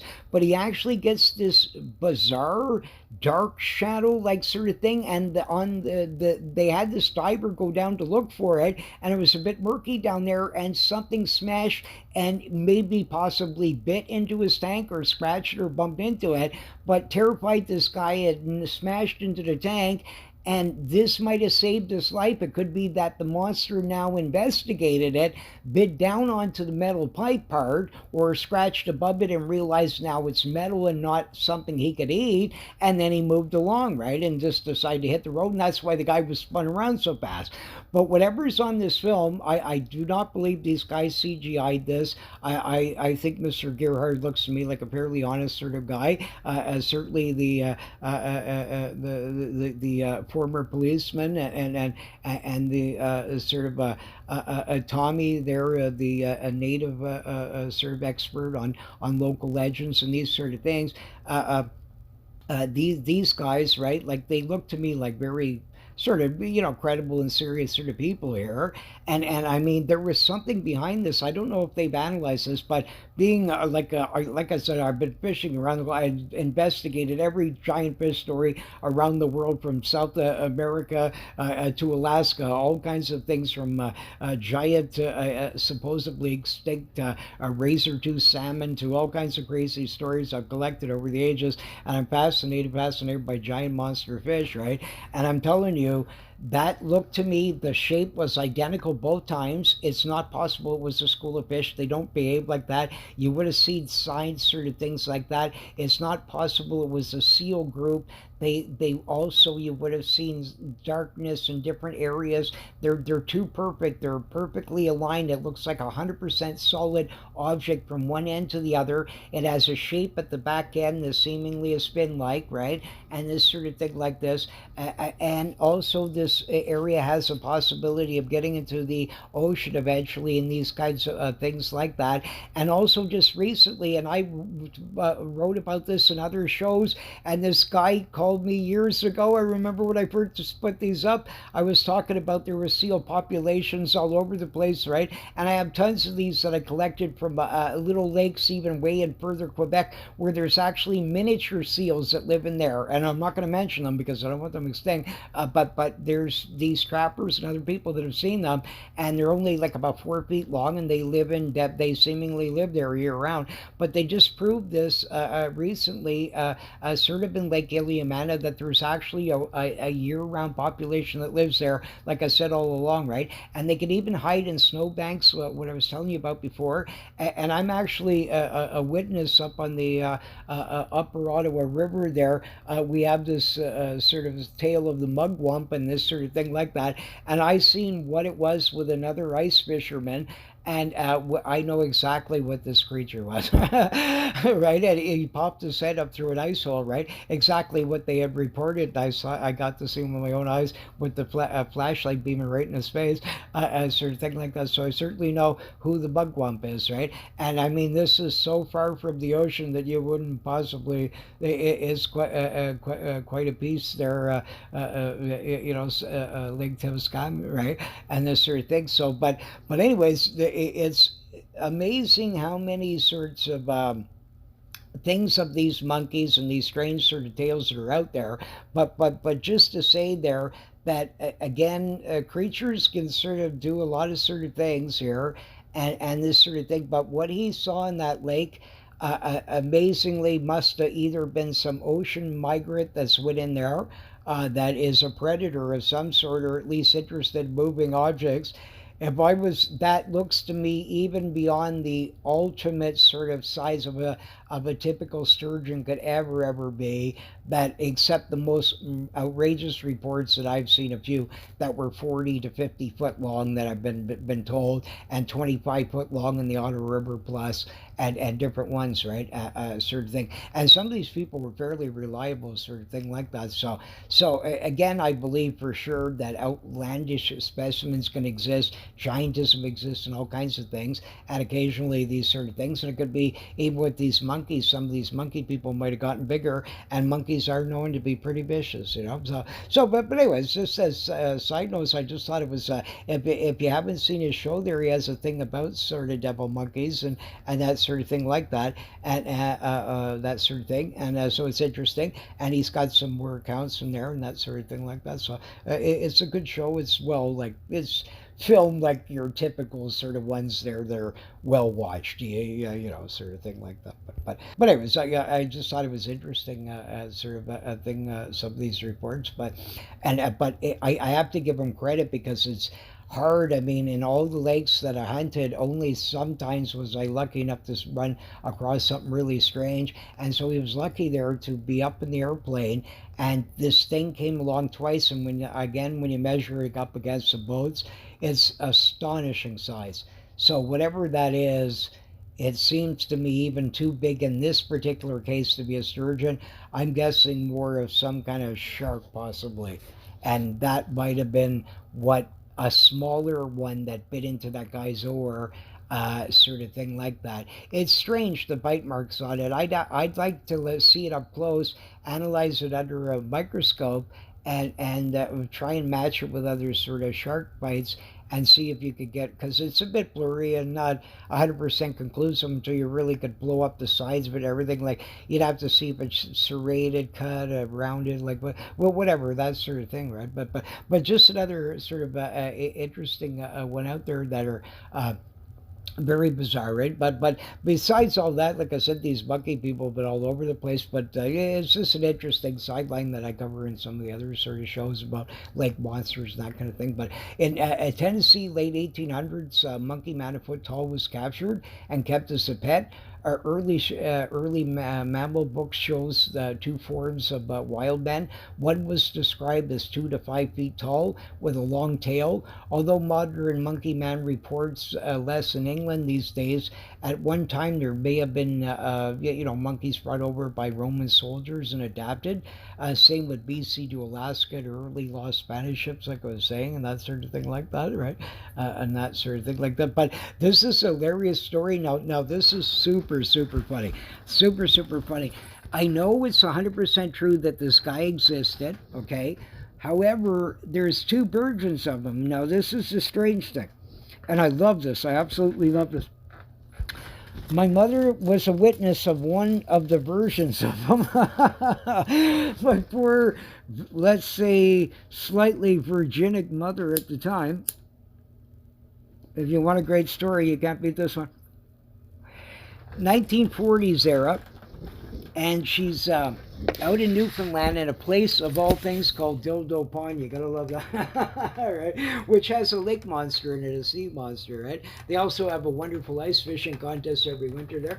If you want to go down to Dildo Pond and take on the monsters, sort of thing like this. But what had happened is way back in the 40s yeah, you know, there was this little hairy naked man that was kept running out and flashing women as sort of like on dark abandoned streets around in this dildo area, sort of thing, sort of thing like that, right? So anyways, yeah. So my poor, slightly innocent mother and the gang is skipping along the dildo pond, and thanks to her, I collected some wonderful stories. She brought me this really old book that she brought back from there, a sort of a thing that she went for a visit and got some of these old things. And she brought back this early book about some of the Dildo Pond monster sightings and sort of things like that. Great stuff.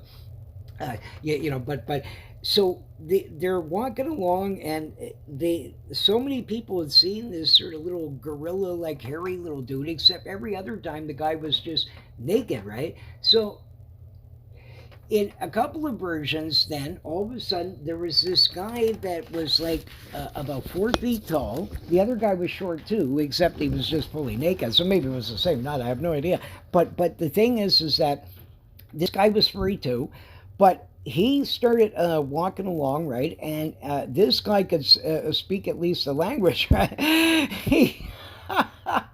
He said, my mother's skipping along with these three other ladies, they're just walking along this dildo pond place, and this guy comes toward them, this little 4 foot midget, and he's got this Captain Highliner sort of hat on with this little sort of pipe thing, almost like a leprechaun dude, and he's got this raincoat, and so then. He says, ladies, he says, have you ever seen the dildo lake monster like this? So they were all like so innocent, sort of church going, like sort of characters, right? So no, what's that about like this? And he says, here he is like this. So the guy opened up his coat and gave my mother and the gang a flash. So of course they freaked right out, ran for their lives and were terrified and this sort of thing like that, and told the gang, and the local posse was trying to get this hairy hermit guy for a while, sort of thing like that. But so somehow either the Harry Herman guy was the same guy as before and he evolved into this, or was this guy a copycat that just happened to be some hairy sailor guy that heard about these Bigfoot hairy sort of sightings and decided to dress in that to also be a flasher. I have no idea. But anyways, my poor mother was a victim of the dildo lake monster. Absolutely well, but anyways, just now here's the best part of it. So when she told me this story, I was insane in laughter. I mean, I was insane. Like, I mean, the best, like, right up there. Like I said, with some of these other the Hitler Sasquatch. I love that one too. And old George's explanation of Bigfoot.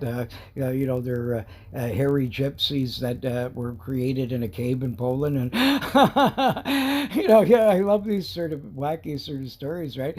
So that sort of thing like that. But knowing these people, it's weird, right? Like to a certain degree, because especially my mother, 100% guarantee of this existed. So whatever this guy was, right? Like, but the thing was, this guy was a bit more modern. At least he could speak the language, but he had a Newpie accent. I forgot to say that, but because they were in Newfoundland, but so he obviously he was a local of some sort. Maybe a hermit guy of some sort or whatever, right? But I don't know if he had anything to do with the little gorilla that was being seen. Likely, you would think, right? But here's the funny part. My mother said, "You wouldn't believe it. You wouldn't believe it. I don't want to talk about this, son. It's sort of really gross. So, don't get upset or anything, but it was unbelievable. Even though the guy was really short, maybe about 4 feet tall, his, was way a little bit past his knee." so this so no wonder I guess this guy wanted to show the world that little fellows can also have so sort of things going on there, right? So I mean, all kidding aside, I mean, you gotta love this story. And she collected these sort of dildo lake monster sightings and kinds of wacky sort of things, right? So I mean, great stuff. You got to admit, but anyways, we'll continue on with some more sort of more serious sorts of things here. But all in correlation, like seriously. For sure, it's feasible that somehow monkeys drifted over from rafts to any kind of visibility. Certain species can live underneath. They've now found some fossils in the Antarctic that they're claiming, lived in the Antarctic and whatnot. But I'm just saying, to me, I kind of believe that probably the Antarctic, because they find fern-like species that usually live in tropical climates, probably was warmer thousands of years ago before this flood and was in a different position and that sort of thing. So, but however it happened, the icebergs sort of got from cold areas, they pushed, they built up quickly into giant icebergs, and they got frozen in the cold poles sort of areas or whatever, right? And now, because maybe of our earth is changing and all kinds of things, some of these things are starting to melt.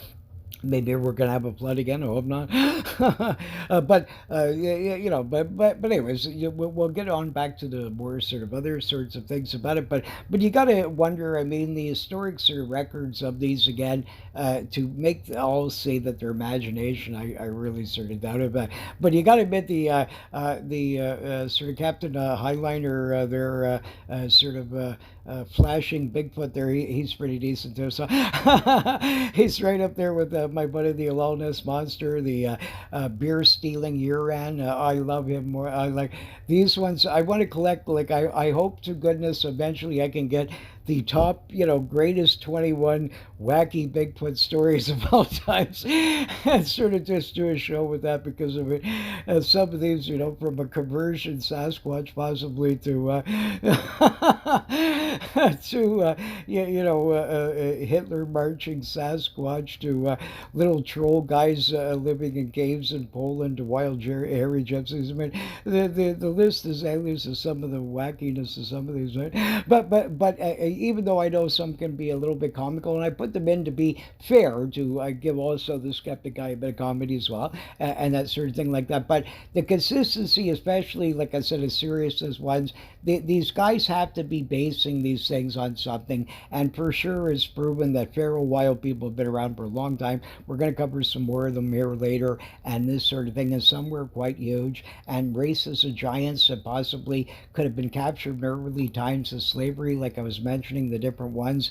So no matter who it was, different groups have been enslaving each other since thousands of years ago. It's feasible that even those more people, maybe some of them were taken over and some of them were captured and brought across over into the more sort of Europe and into sort of the Caucasus and these areas. And maybe they escaped. There are people that don't want to be enslaved.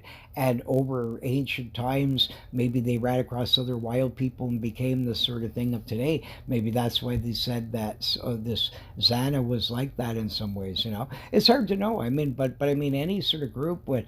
I imagine in ancient times that were slavery, especially big ones, would be popular and that sort of thing like that. So they get the odd monster, and yeah, the guy slips out and he's got this hypertrichosis or different things. All of a sudden, you get the right lady, and you can have a little banda group. Then they can grab a new one, and maybe that sort of gene will stay longer in some of them, like it has been proven, like in the sort of the case of the wild Peter, there, Peter the wild boy, and different ones, right? Like where they did have this hypertrichosis, and even though they had a mate that didn't have hypertrichosis, some of the children, not every single one, I think, but a lot of them did. So, like I said, it could be that Bigfoot, even in a cave environment, might be selective or something. It's feasible, right? So I don't know. Yeah, yeah, maybe the strongest survive. Like maybe that sort because they don't have the fur on them. Maybe the Bigfoot guy doesn't hurt them or the mother and tries and saves them, but maybe they get cold or something and don't build enough fur or whatever, right? And die from natural causes. It's hard to know, and maybe these are some of the skeletons we find in these sort of things because you don't really know what they look like previous to it, right? And that sort of thing like that. But in Labrador too, there was reports. My mother told me this crazy one that back way in the day there too that apparently there was this sort of like wild sort of cave kind of guy that lived in Labrador and stuff like that that she had heard from a few natives that she used to teach and that they didn't want to go to certain areas because of these sort of early wild men. But I think a lot of these guys seemingly are extinct to a certain degree, like in certain areas. They seem to really calm down the stories, right? Like especially Newfoundland and some of these ones. But anyways, we'll continue on it. So stay. So, folks, back to this. I had to split this up, and I'm going to have to actually probably make a part four here because I'm running out of time and I got to do something. And I didn't think it was going to take this long because I got sidetracked with a few other sort of stories that I wanted to catch up on and some other things. But there were some other things in the other ones that I didn't mention that I sort of wanted to mention, and probably the last one will eventually be like with that show to link to it and that of course but the uh, some of the hair like things and some of the other bizarre sorts of interesting evidence, but it's just that uh, there's other sorts of things here that the cooperation worldwide of the same behaviors, right? And these sorts of things and these giants, like I said, like look at these two mothers there. Look at the size of these things. You can clearly see they were monsters, and these are antique sort of things, not from today, right? So they weren't CGI or this sort of thing. They're sort of ones, and here you can see this one, New York Times, right? Like I mean, there's all kinds of these, right? And people don't seemingly correlating this, but I mean, they either finding them in the mound the natives, some of them actually tell you that it was these giants that they had fought with and put them in there as a warrior like sort of thing, and depending on the tribe, right? And or what their memory is of this sort of thing. But their earliest relatives, these guys, these ancient cavemen were even more common at a certain point and a bit more crazy. Like they tried to attack Leif Erikson and different ones over the centuries, right? Because they were isolated and then they sort of reacted in an aggressive sort of like behavior, right? A sort of thing like that. But again, they're simply primitive humans that are over hairy, sort of in some situations, right? And these sorts of things, and people, you find these skeletons, right? I mean, look at the cranium on that sort of dude. I mean, if you now covered this guy with fur, right, he would look extremely Bigfootish, I would think. All right, that sort of thing like this, But I mean, these things are interesting, right? I'm just saying they're all over the place, like here's some other ones, a giant found, the same thing. I cover so many of these in my other ones. A race of giants in Old Gaul, right? All of these guys were monsters, right? There's consistently, this is the New York Times, different ones. If they were not real, quite often they mention the guy's scientist's name, and then sometimes apparently the Smithsonian would try and deny that the person worked there, and all these kinds of things. Yet other people found documents proving that they did, right? And these sorts of things. But not only that, if any institution, if you could sort of, this is the New York Times, you could sue them even way back in ages time, right? Why is it then that not one time another paper challenged this and said, yeah, yeah, you're lying and blah, blah, blah, blah, like this? You don't see any of this sort of references, right? And the Smithsonian guy isn't challenging it in another article. Obviously, any mostly Smithsonian guy is going to read higher quality sort of newspapers, right? So I'm pretty sure the New York Times likely would have been one of their ones on their list, or the Washington Post, or whatever.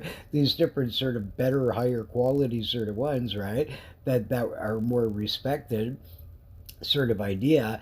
You would think this sort of group would sort of read this and they would see this, say, "Hey, I never, I mean, we didn't find any giants. Like, why wasn't there, I mean, these sorts of things, right?" So it makes no sense unless these things actually occurred, right? And this sort of idea, right? And so again, it's just simply, in those times, people didn't have the ability to know, the Bigfoot name wasn't around, right? So they call these guys Harry Booger Man and this guy and that guy, the Skunk Man and whatever, right? And I mean, I can imagine a wild human living in a cave with old danky, smelly sort of things, and they're in the forest all over the place, right? And these kinds of things. They probably aren't taking a bath every 5 minutes, right? So, and also it's knowing that even great apes and other ones can release this sort of stinky scent to warn, like give a warning sort of idea, right? Like, yeah, don't mess around, sort of like almost like a skunk like sort of thing.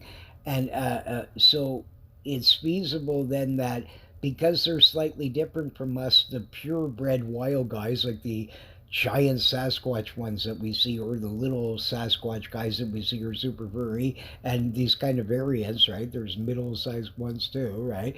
But I mean, generally, most sightings are, 70% more the normal typical Bigfootish, where the guy's a bit bigger, right? Or the female, and they're much rarer sightings, right?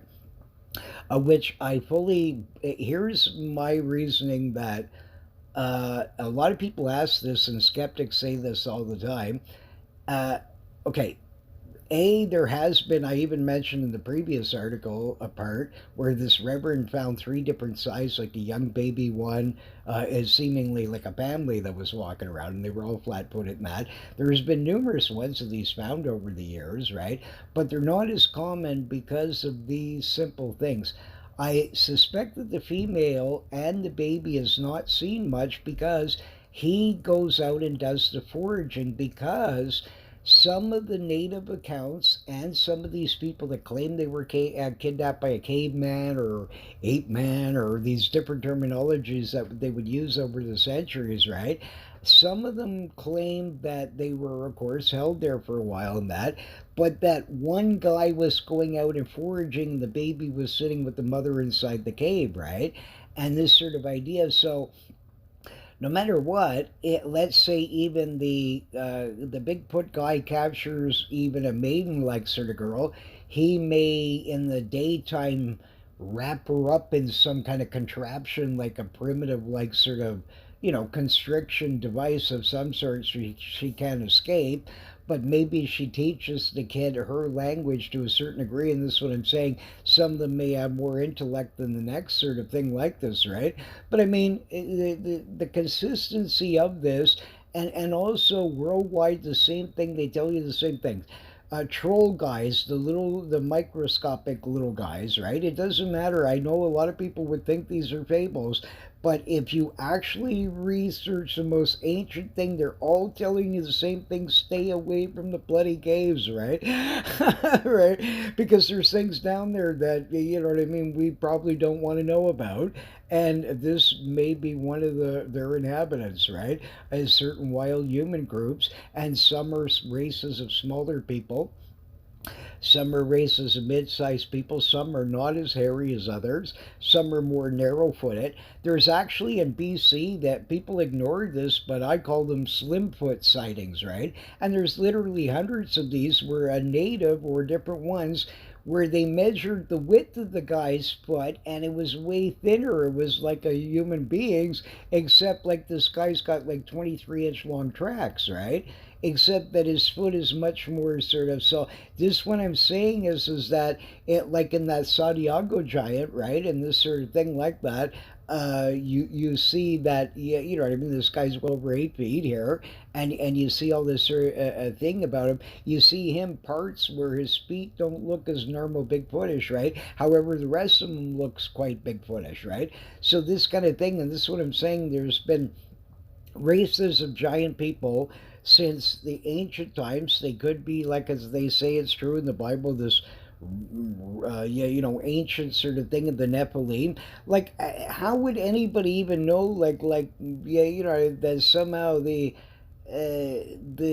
this some of them would survive. I mean, it's very likely. I mean, all it said that Noah didn't take care of every animal out there, out floating around in the ocean and all this. I mean, that's a ridiculous sort of thing, right? I mean, it's not logical at all, right?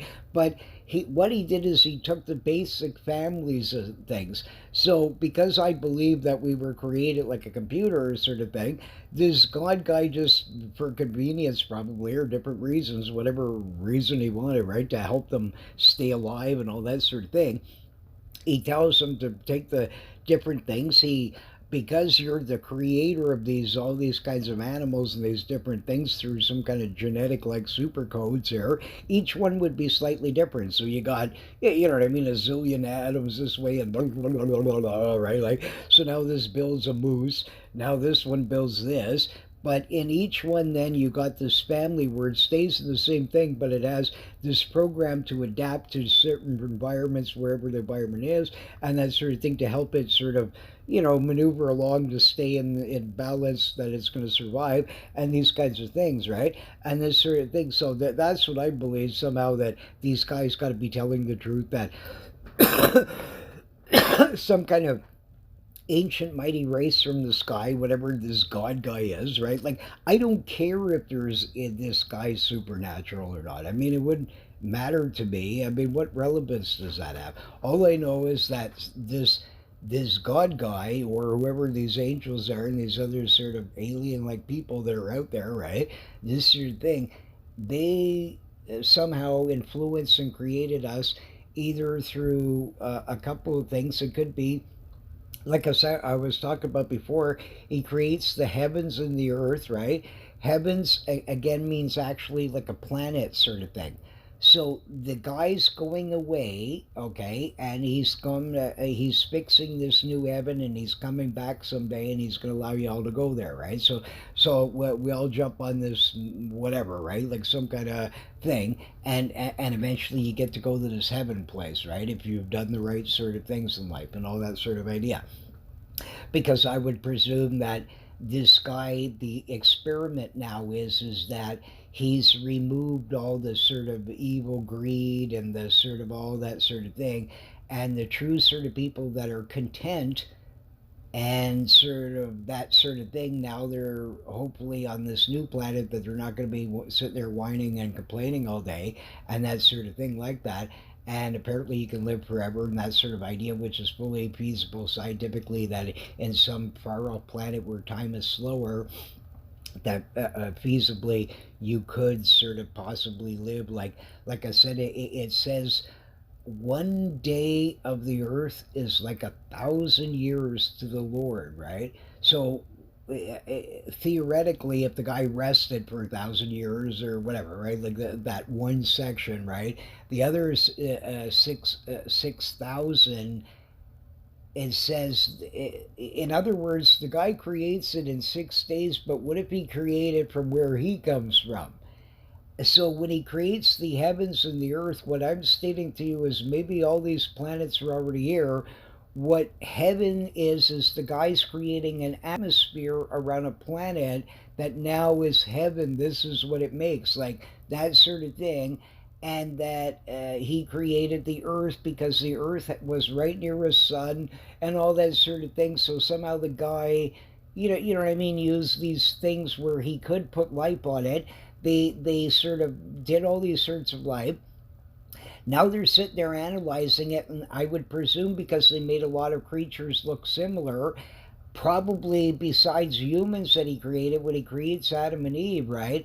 Maybe he also then on a sideline, because there is gorillas and chimps and all these kinds of things. So let's pretend that that you are not going to go with the archaeologist guy for a minute. Let's say this alien godlike sort of theory, right? So the guy then he makes all these different, like, millions of clone like things where each one's just slightly very different, and it creates a new sort of animal. And then but they have the ability to sort of change a little bit through the environment that they're in and that sort of thing, including humans, right? So now he's got you in this protective bubble, Adam and Eve, and now he gets peeved off and he says, okay, now you guys are going to go out with the rest of the characters that I made, and now it's going to be rough and that sort of thing like that. So now this guy, he says, like, make in his own image, right? It could be that he either two things, that he actually did like make it just simply in his own image, right? And our monkey like guys that look like us, these wild sort of chimp people in the past, right? Like whatever, these Neanderthal, all this sort of ones, right? These guys were one of the groups that he created here that were just like us, just like a chimp is and a gorilla and different ones, right? So it's feasible even under this godlike sort of yeah, this sort of way, right? Even if you're a Christian like sort of person, and let's say you believe fully that he's a spiritual mighty being and he did create the heavens and the earth, and that it means the whole planetary systems or whatever, right? It doesn't matter to me. At the end of the day, all I know is that ancient historians to all these kinds of people all can't be depicting on ancient cave walls this angel-like guy, and a lot of fake historians claim that there is no evidence of them having wings and no mention of this. They're so full of malarkey. I mean, it's mind-boggling. There's ancient coins from 400 AD, 300 BC, all these kinds of crazy, like ancient ones, fully showing winged beings coming down from the sky with glowing and this sort of thing on temples and all kinds of things like that. Same with unicorns. And this is my argument is I really find this insulting that my ancient relatives or yours or other people out there, that we really think that they were this stupid. Like there's this a place in off of Iraq, okay? And there's this beautiful temple, and on the front of this sort of temple, okay, there's this guy and he's riding a group of unicorns. Okay, they're all in a chariot procession, 100 billion% unicorns. Okay, this was made over 3,000 years ago, man, according to the historian experts. Okay, sort of thing like this. So over 3,000 years ago, this mighty palace existed. You can still see the sort of things of it, right? Okay, of these unicorns. And you have these mighty kingdoms where this guy's spending a fortune to get the best artists, architectural sort of people to make the most beautiful, precise sorts of things like this, but that they were so stupid that they're creating creatures that do not exist, okay, like sort of thing like this, where they're getting a rhinoceros and depicting them this way. I find this is the most illogical sort of thing that I've ever heard of in my entire life. I mean, it's mind boggling to me. And the next show, I'll actually show you early 14th, 15th century medical books and everything. So, written by highly qualified scientists that are actually still raved about some of their discoveries, even in today's times, that they were early great scientists. Yet, this guy's got medical books of different kinds of unicorn parts, where to collect them, how to use them, and prepare them, and all this. And you really, really believe that people make medical books hundreds of pages long and they all hallucinated this? I find this ludicrous. And again, my buddy from Mongolia, this guy claims he has photographs of his great grandmother took photographs of unicorns. There were still a few of them at the turn of probably like the later 1800s too.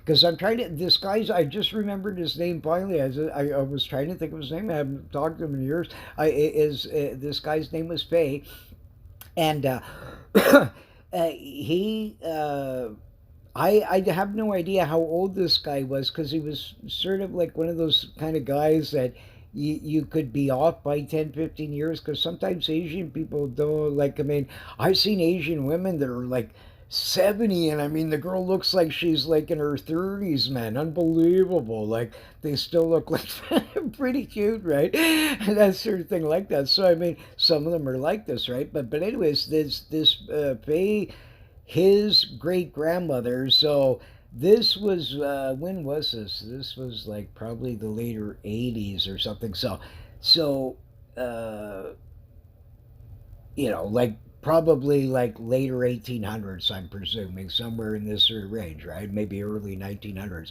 So no more probably later than that. This guy, I mean, he was infuriated and really believed he saw these photographs. They were real. They're ancient old pictures from an ancient old albums, right? And I mean, he completely like said that she had whole like sheets, because she had went several times and took different photographs of them and this sort of thing, right? So I mean, what could you say, right? And I just do not believe that ancient historians, kings. I don't believe that the Queen of Holland, okay, a certain thing. This lady spent what you would in mass millions today, okay? Mass millions today she spent in collecting real unicorn horns. And anybody caught trying to sell her a fake one apparently is not going to be good for you, right? Sort of idea like this. And but she purchased fairly like the, yeah, from different ones, and amazingly many of them are very similar. There's a few sort of similarly species, but however the weight of her chair and the different things, and you can clearly see some of them cannot be narwhal. It's not possible. Some of them are questionable. The odd one, it could be that maybe somebody carved some wacko thing out or whatever, but some of them no. And so the thing is that you got these ancient books from even well several thousand, 3, 4 thousand years ago from China, different ones, where the guy's telling you every part of the unicorn horn to use, and also of their other body parts and all these kinds of things, with these ancient medical sort of books. It's impossible again, that people are going to do this and waste their time every time to imaginary things, where you got even records of unicorns riding processions. Alexander the Great saw one in Germany, apparently also might have even possibly owned one. Some accounts say Bucephalus was a unicorn. And also, there's an ancient depiction of actually, supposedly Alexander the Great. I show it in another show, an ancient coin from 400 BC. So you're telling me it's Alexander the Great, okay? So this coin maker is going to be such a doofus that he's going to show this to Alexander the Great, and Alexander the Great really rode a rhinoceros. And instantly, like if I knew what a rhinoceros looked like, right, I know what my pet rhinoceros looks like, right? And I find this so agitating when every time they make the guy the same, they make him like this sort of. There were several species that looked like a horse. There was one that lived in the Caucasus Mountains and Mongolia region, probably until the early 1900s or something. Sorry, maybe they still exist. I have no idea, but I've never seen any reliable modern report that I could, I mean, ascertain that I would believe, right? Sort of thing like that. But this guy sort of thing like this, and the same thing, these Almesti stories, ancient, there's just, it's simply a unicorn would have been hunted out way more than even our Bigfoot guys. Plus they're humans, they're a bit smarter and that sort of thing like that. But eventually you can corral a horse. I mean, they probably would have figured in ancient times the horse has to come to water sometime to drink, and they were known to do this, right? So now the horse unicorn monster comes to a little group, and they circle around him and get him with a dart or whatever, right? Like all kinds of scenarios, right? Because they were worth a fortune, right? Because they believed these medicinal properties. Also, deer had these rare unicorn sort of horns where they only have one horn. Apparently, other creatures have had this sort of thing. There was an ancient one that was apparently dead only thousands of years ago that was found up in northern Canada, which there was reports in the past of a unicorn-like sort of dinosaur that had just this one horn with a spiral on it. But this Monsteros that is mentioned by all kinds of historians, right, and ancient people that are very reliable, that the same historians believe everything else that they say, but when it comes to when they mention a giant octopus, a squid monster, when they mention a wild man, when they mention anything that they don't want to hear about, then immediately these guys are hallucinatory. But then the same guys will pitch 100% were the greatest, early scientists in another sort of one because the guy was a genius on this or that, right? And I mean, I find these things silly to keep denying that these ancient humans have existed amongst us and these sorts of things. There's a lot of strange sort of things out there. There really is, right? Like, I mean, and it all correlates, like I said there. Oh, and another thing too, that's very interesting is in a lot of different sort of, you get this from native tribes all the way from Alaska all the way to Canada here, to the sort of almost this region of this sort of thing,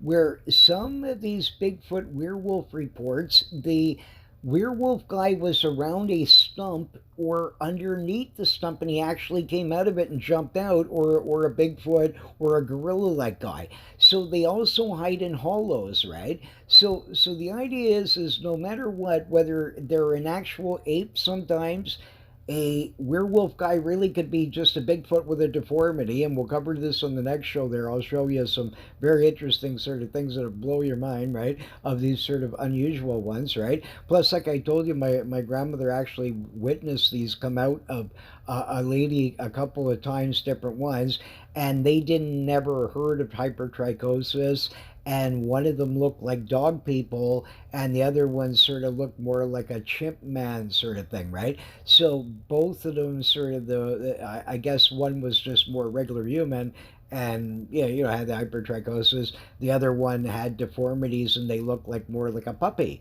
right? Sort of thing. So she was completely convinced, and the rest of the staff, that this lady had some kind of wacko like sex with something pretty wild out there, right? Like sort of idea, right? So they didn't know because they never seen this, and it wasn't, nobody in the hospital ever heard of this sort of thing. So I mentioned it to her and told them to, the next time she saw these people, because I'm not sure if she was already retired then or she was going to be or whatever, but so because she was there for a long time. And so, anyway, somehow she could talk to them and that sort of thing, and gave them this information, and then they were fascinated by this, and one of them started researching and that. So at least they had it on file about this hypertrichosis, right? Sort of thing like this. But at the time, these people really believed they were sort of like Bigfootish, sort of like some creepy, where they were half human, half chimp or something, or some kind of wacky thing, right?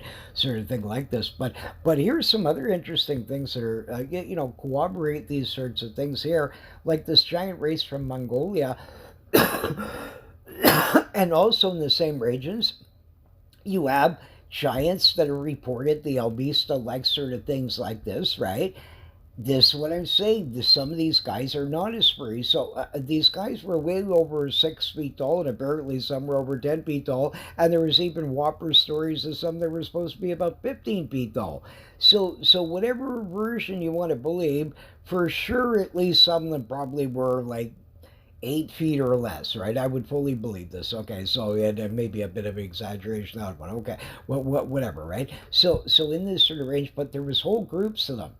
So let's say one time a group of these sort of hypertrichosis sort of gang shoots out, right?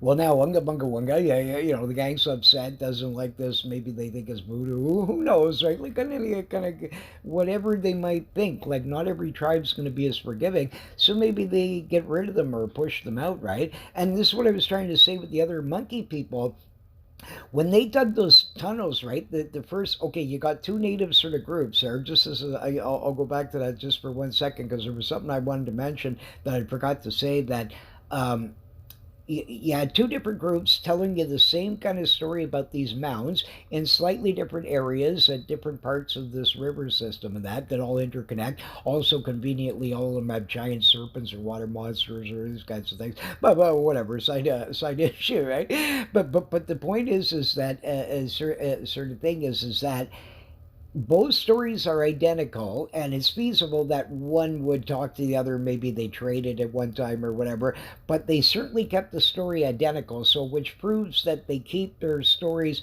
where it isn't passed on like that scientist guy tried to suggest. That these natives do actually keep quite official, good assertive accounts. So, whatever the case, either that or there really is two sort of mounds. I've only seen evidence of one, but I mean there could be the other one, right? But let's say both of these guys were telling the truth, okay, sort of thing like this, and they both killed them. Is interesting the same thing. It could be that maybe the first group there was no more room on this mound now, so now some more were born. So maybe yeah, get out of our turf. You guys got to leave. I'm punking you out. Maybe the big boss guy didn't threw some out. So now this gang then shoots and creates a new sort of group down further and and do the similar like behavior, right? It could be because they were already previously doing. Maybe they chuck some of them out, right? So the idea would be the same sort of thing in ancient times, even thousands of years ago, that some of these ancient giant tribes might have had some Bigfoot like guys from time to time, and eventually they now become a Bigfoot tribe, right? And this sort of thing. And they could be remnants of these sorts of ideas, right? Here's something really creepy. I find this extremely interesting film. There's this bizarre sort of film, okay, where there's this sort of these two young ladies. They decided to go to the cemetery. Oh, for crying out loud! And cut it out again. Where the hell was this? Was this in Virginia? God, I'll probably mention on the next show or whatever. But anyways, these two ladies are working in this place or whatever, so they decide to go for just a drive, and why they'd want to go to the cemetery I find extremely bizarre. But however, nevertheless, I don't believe this is fake.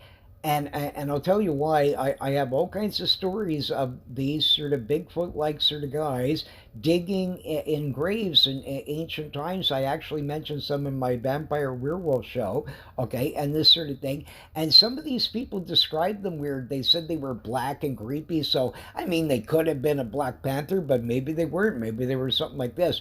That is not a guy in a suit. I really doubt this. You can see he's digging at an extremely fast pace. I would presume the ground would be at least fairly reasonably, like, sort of, to a certain degree, firmness to it, like, because it wasn't dug up until this guy dug it, right?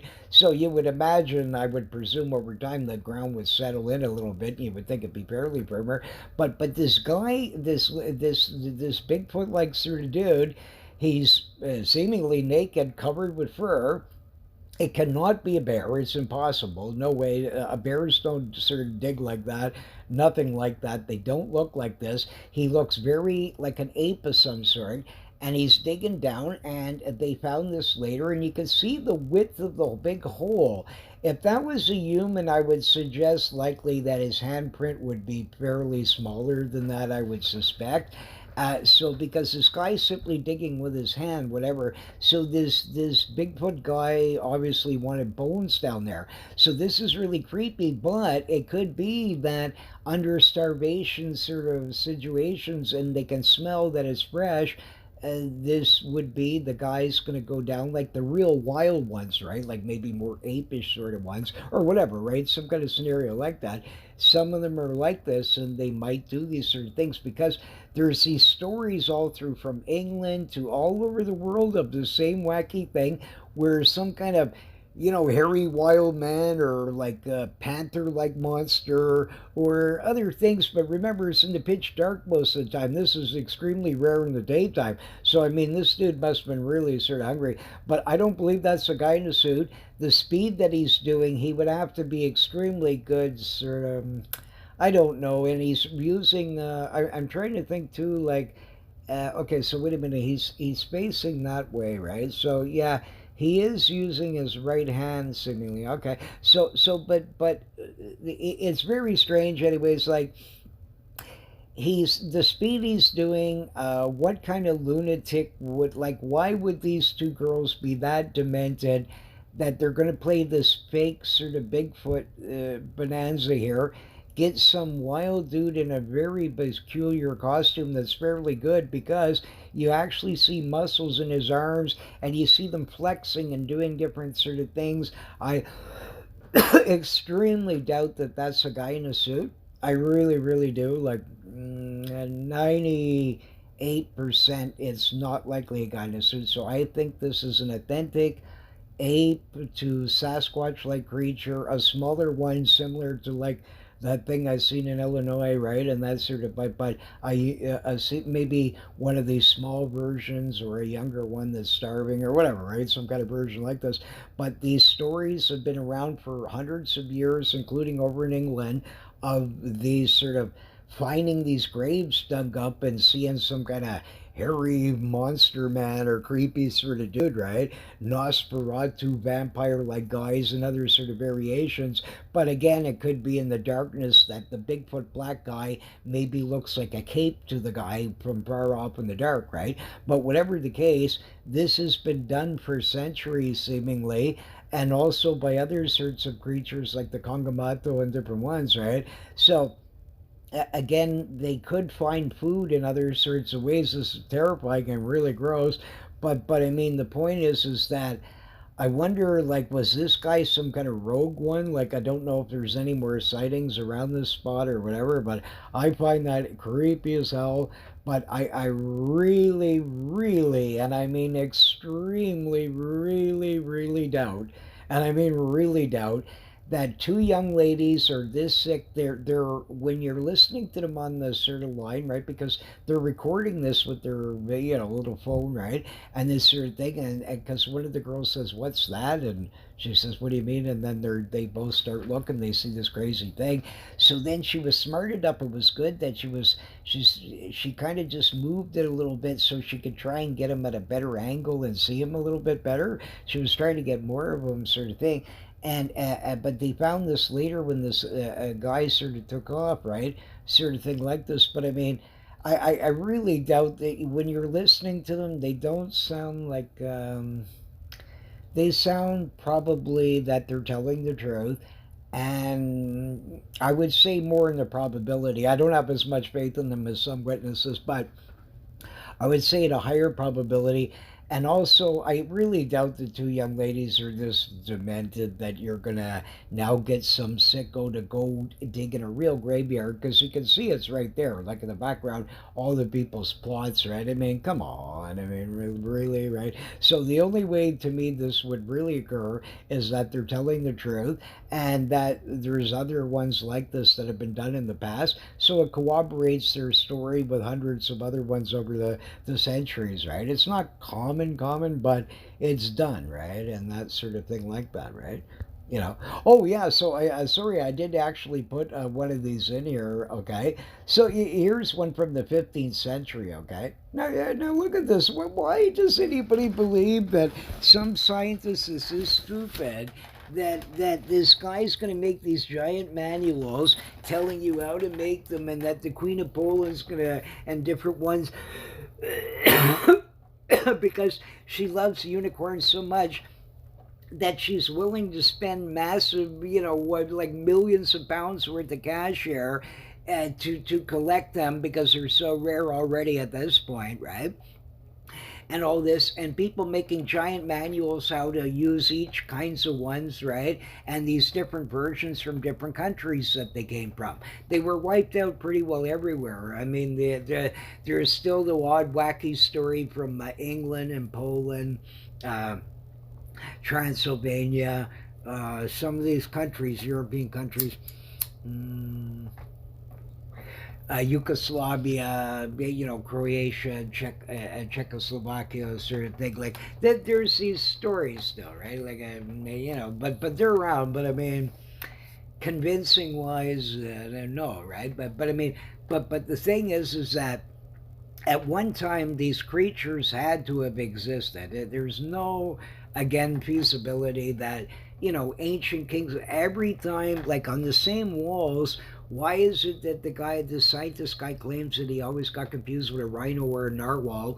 Not any time you see these guys in ancient times, that thousands of years ago, that they're dating these, they perfectly put rhinoceroses and the different sorts, an Indian and an African rhino and a Sumatran rhino and a different ones in different cave art, and they perfectly depict them every time. Yet you're supposed to believe that these guys, that somehow they confuse this. Come on, I mean, these people took the guy's an illustrator here. He's going to do by, because it's a medical book, right? You have to get things accurate. I find these things ludicrous explanation, right? And that sort of thing. Now, look here, I found this sort of early, this is supposedly a real fight where these guys was fighting with the dragon in the cave, right? Sort of thing like this. But what's interesting about it, okay, is that's identical sort of head and the same sort of raising on its back, okay, as a sort of once that was depicted in China over 4,000 years previous to that.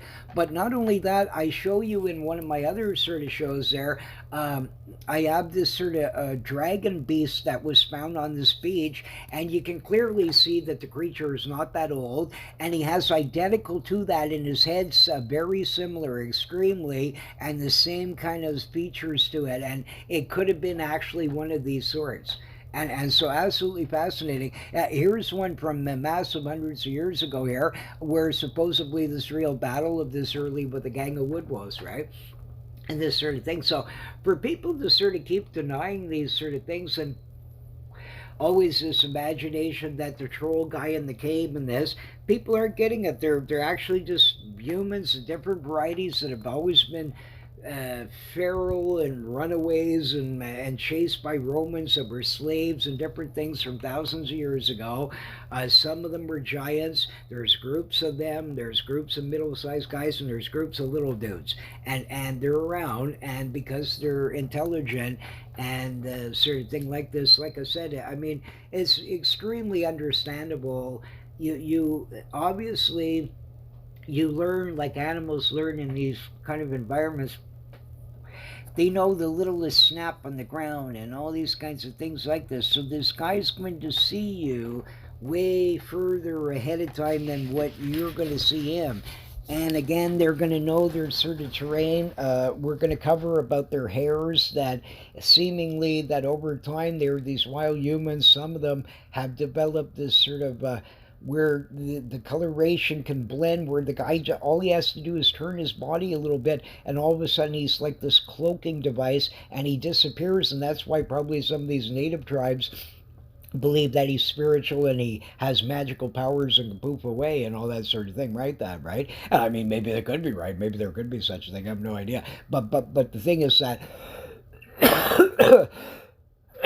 sorry, for sure, these wild men fully physical sort exists as well, right?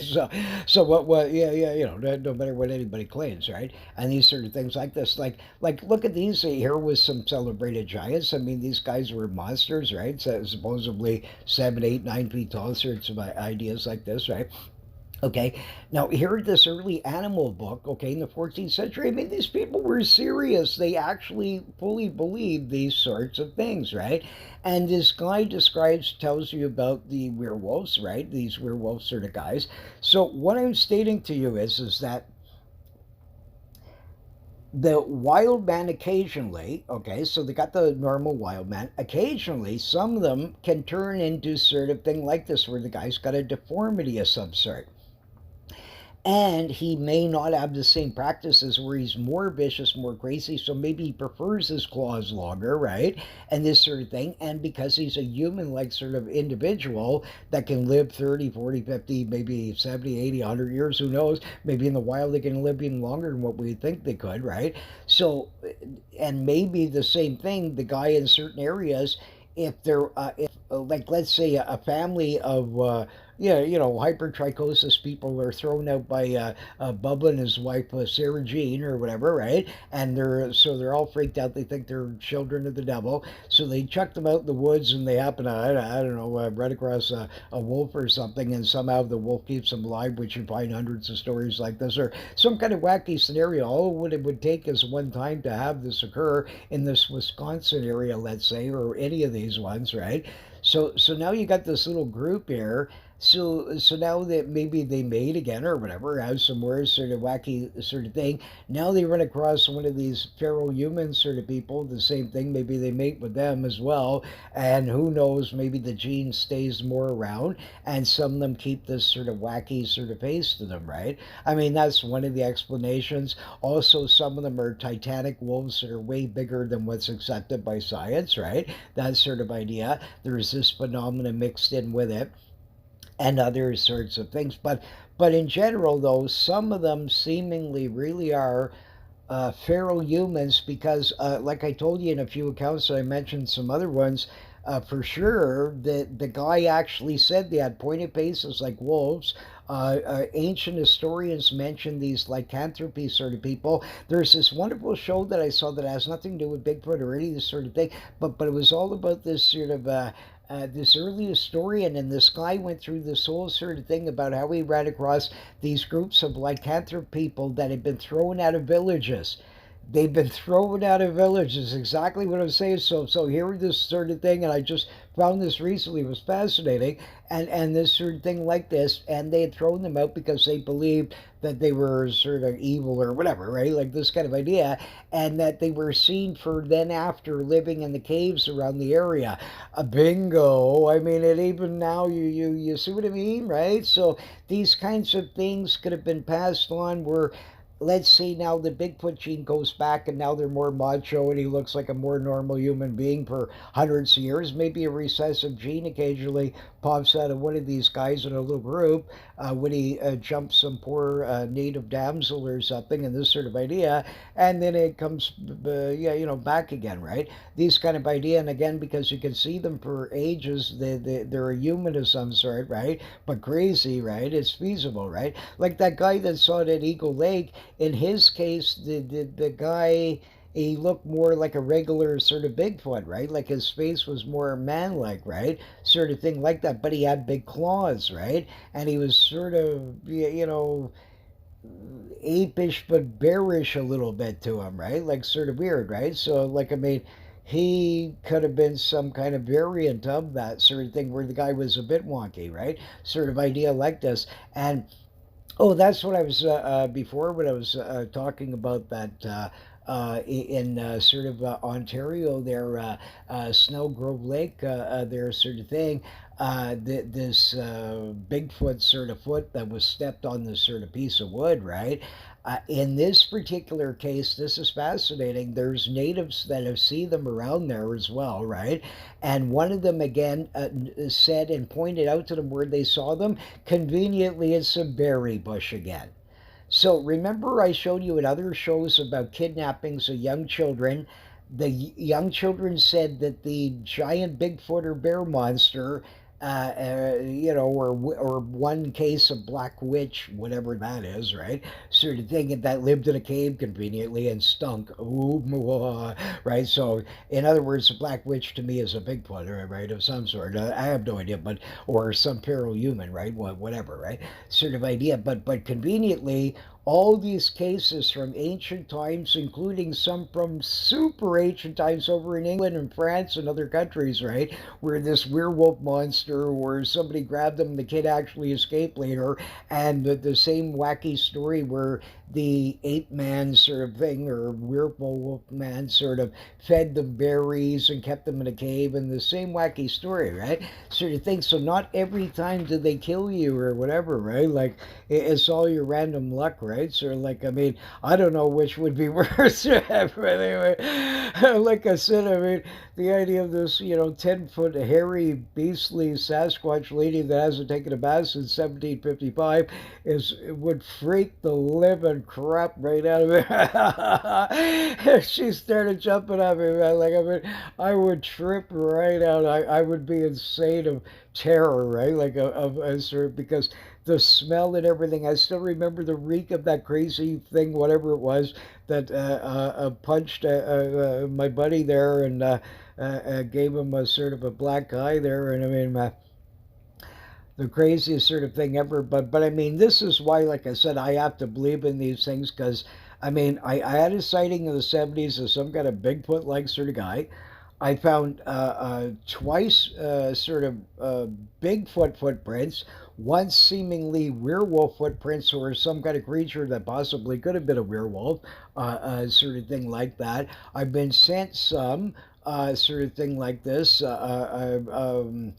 This sort of thing. So, I mean, I've had my familiarity with some of these, right? And these sorts of things like that. And I mean, some of them are very strange. And I've interviewed a lot of people that have seen these kinds of things over the years, from Bigfoot to werewolves, right?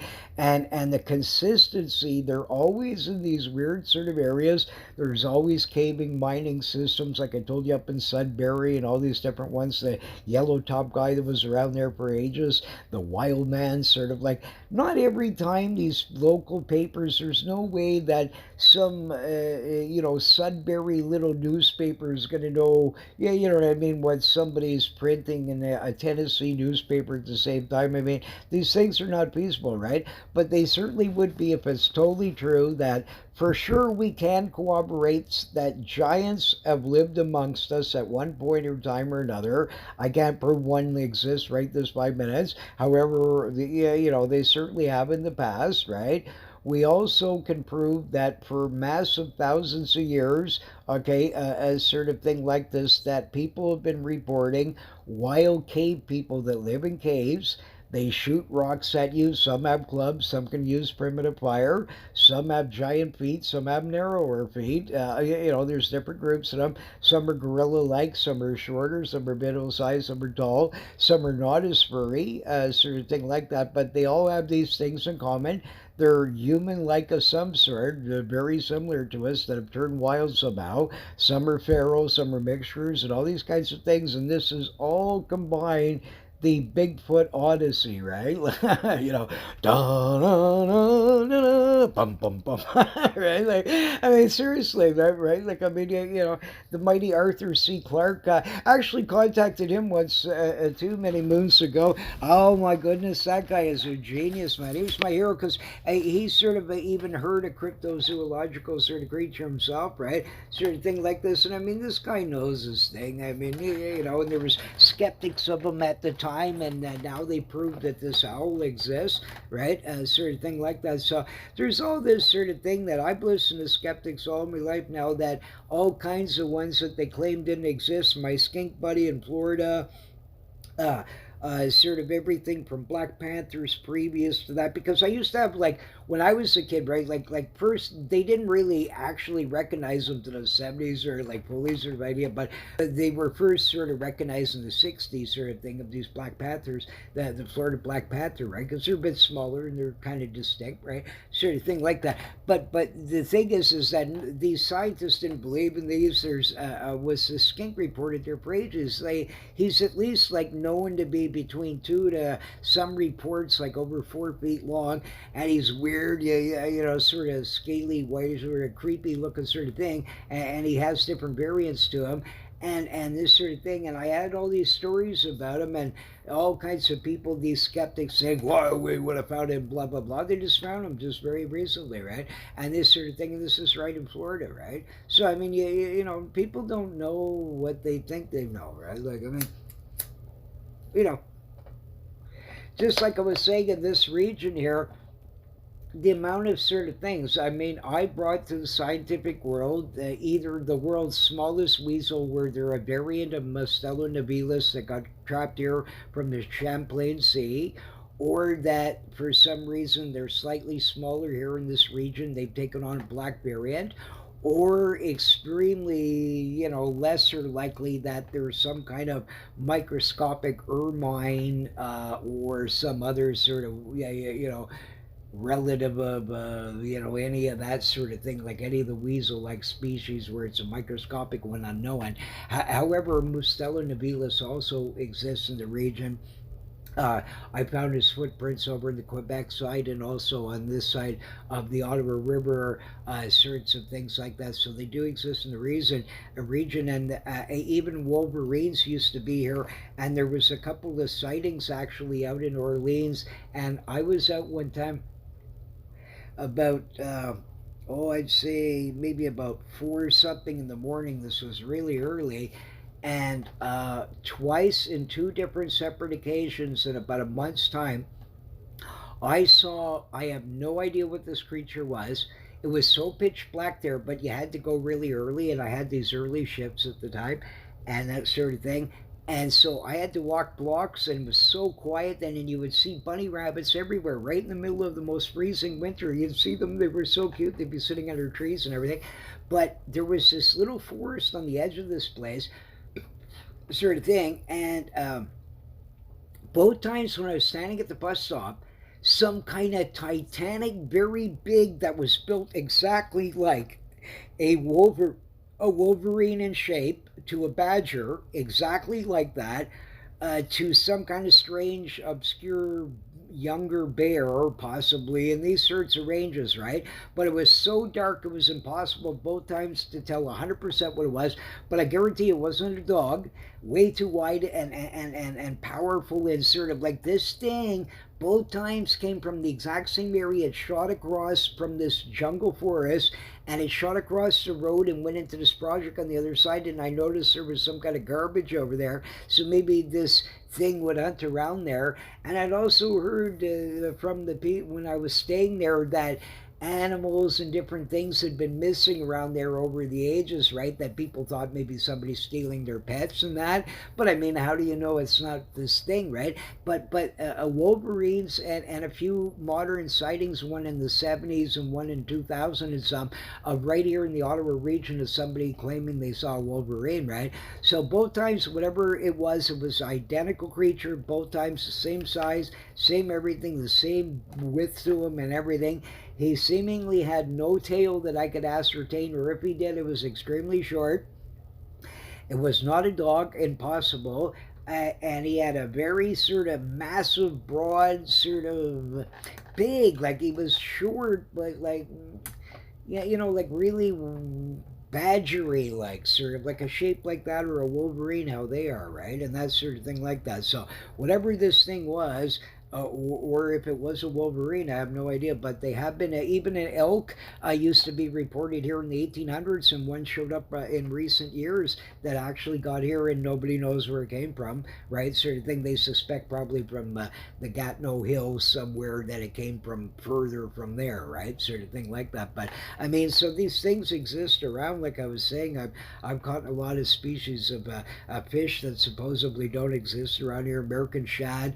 I was up with a person around the Carrion Dam, and I saw them hook with this spoon, and I always do this every time when I see people casting daredevils or different sort of wacky ones, right? This say, yeah, I say, are you using their daredevil? I just like having fun with them because, see, I'm more of a sort of professional angler, right? So that would only be a very small portion of my sort of, yeah, database to be using, right? It only has limited limitations and these sorts of things, right?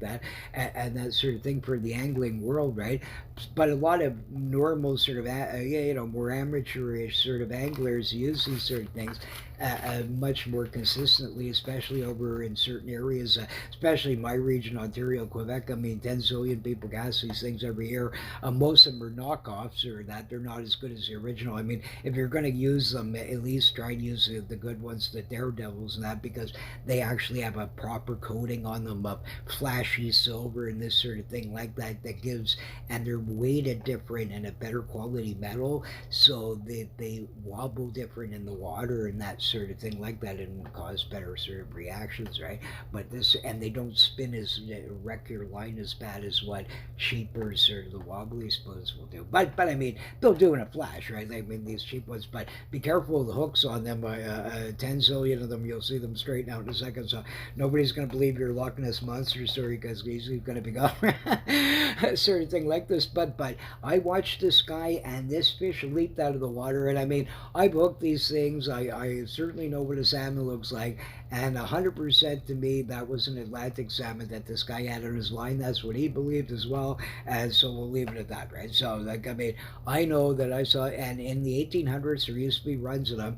So it's very feasible that a few got lost and traversed up that year or whatever. I've got American shad there, white bass, bowfin, sort of thing like this. I'm going to cover in the show a wild experience that I had with this a fellow. We were out sort of trolling for monster muskies right on downriggers with suics that I'm going to cover in the show and that sort of thing like that. And the most wild experience I've ever had with a lake monsterish like sort of phenomena to a certain degree. I've seen other crazy things that I discuss and that sort of thing like that, a certain thing, but this was really wild and unexplainable and unbelievable to me, like whatever it was. So the only explanation I have, we'll talk about that in the sort of the next part, right?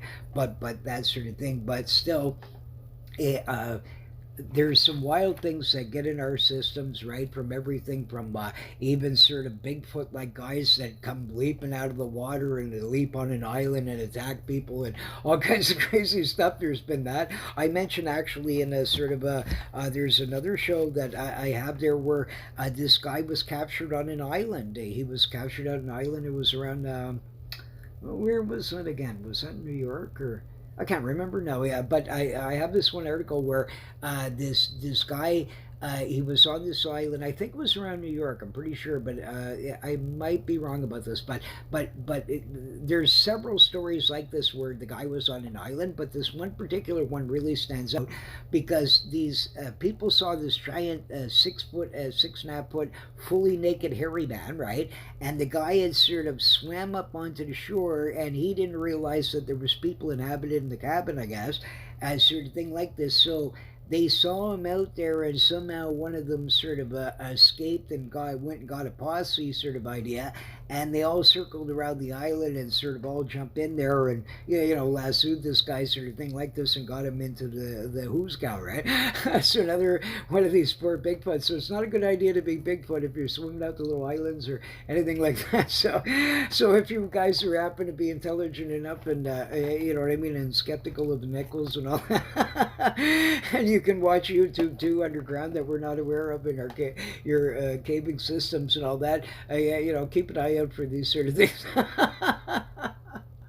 That would be the funniest thing to me ever. That you go underground and you find out that these guys are actually more like swifter than us, and they have sort of these kinds of wacky things. I would find that more so entertaining. I would love nothing more in this universe to have that guy that I seen in the 70s on the mysterious monsters, and the guy says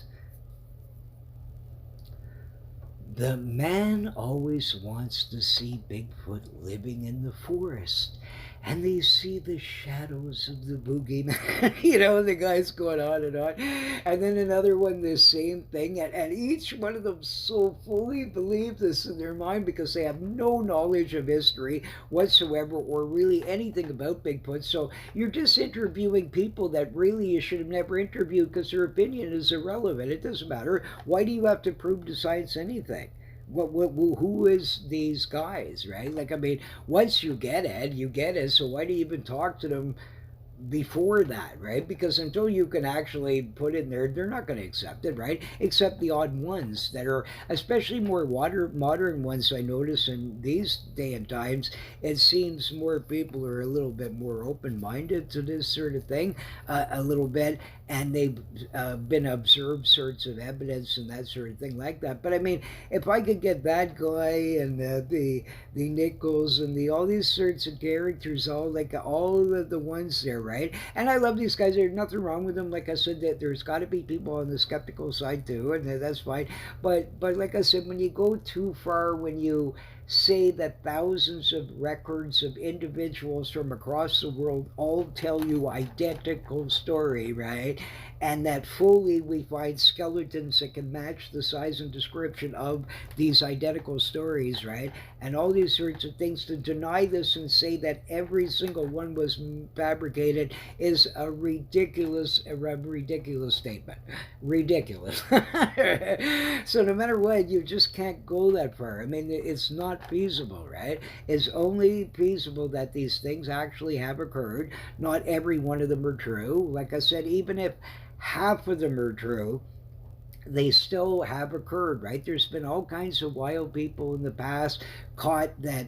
I think there's this one guy actually in one book alone, he had recorded, I think, over about 400 wild people that were raised from everything from goats to all kinds of things. And a lot of these people turned furry. They acted like a goat or a moose or these different ridiculous ones. And sometimes creatures do parental like thing. So even a Bigfoot like sort of a creature might have found the feral kid and sort of adopted them and brought him back to the cave, and now he makes love with whatever one of them or something, right? Because he's pretty ape manish too, and this sort of thing. Like I could see it all occurring, right? And but certain ones, because they were isolated more, until more modern times, they would sort of, maybe keep this giant gene. Some would keep the little guy gene. Some would keep the other thing. But every place across the world, Sweden to Africa, doesn't matter where it is, you got the same kind of dudes. You got monkey people, little people,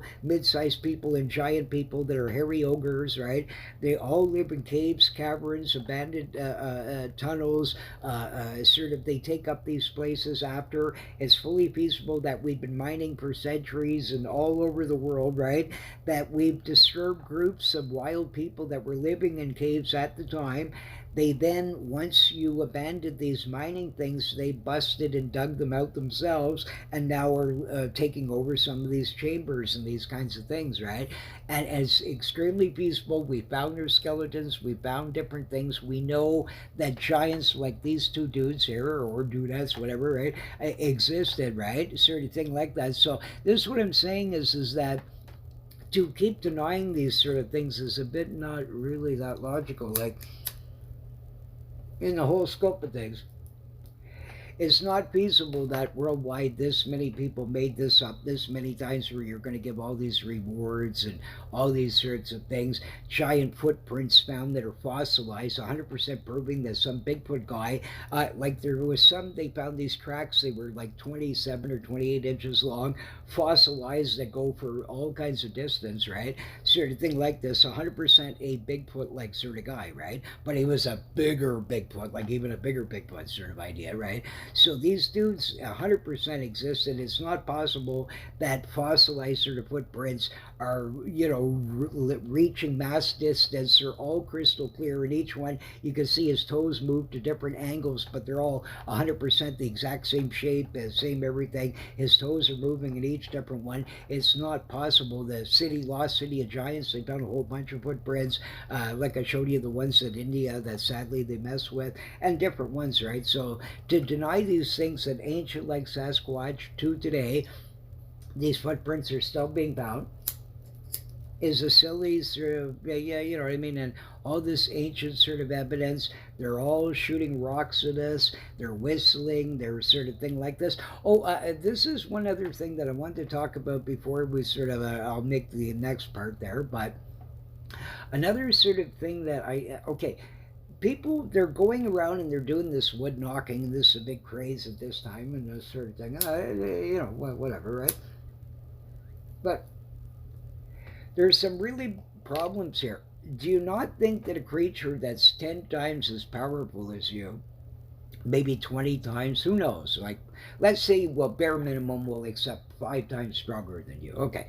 So these Bigfoot, like these wild people, because they live out in the forest and are climbing up mountains and caves and going ooh and doing lots of eating wild berries and becoming macho, right? So they're leaping around and that sort of thing like that. So they build muscles that typical humans wouldn't be able to do unless they were like Hercules working around the clock in some kind of wild sort of gym or something, right? But this sort of idea.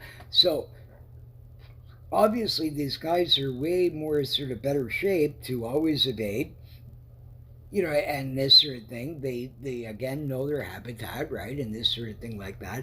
They have human intelligence, right? And they can when you do run across them, they're always going to be able to overpower you and this sort of thing like this. And I mean, a lot of them are real monsters where they're a certain race of the giant ones and this sort of thing like that, where you know these guys are way even bigger, right? The super ancient sort of monsters, maybe again from this Nephilim or whatever that they were, right? But I mean, these sort of things are so consistent here, right? You got these ancient footprints, you got hair samples that have never been identified that are seemingly ape-like. Other ones are human, but with anomalies. And this one, I'm stating to you that for sure, a lot of them are human. People are not getting this. They're throwing away their samples. They are not contaminated properly. I mean, how many people? I wouldn't do this. I even knew this in the 70s. I read this in early books. As a kid, don't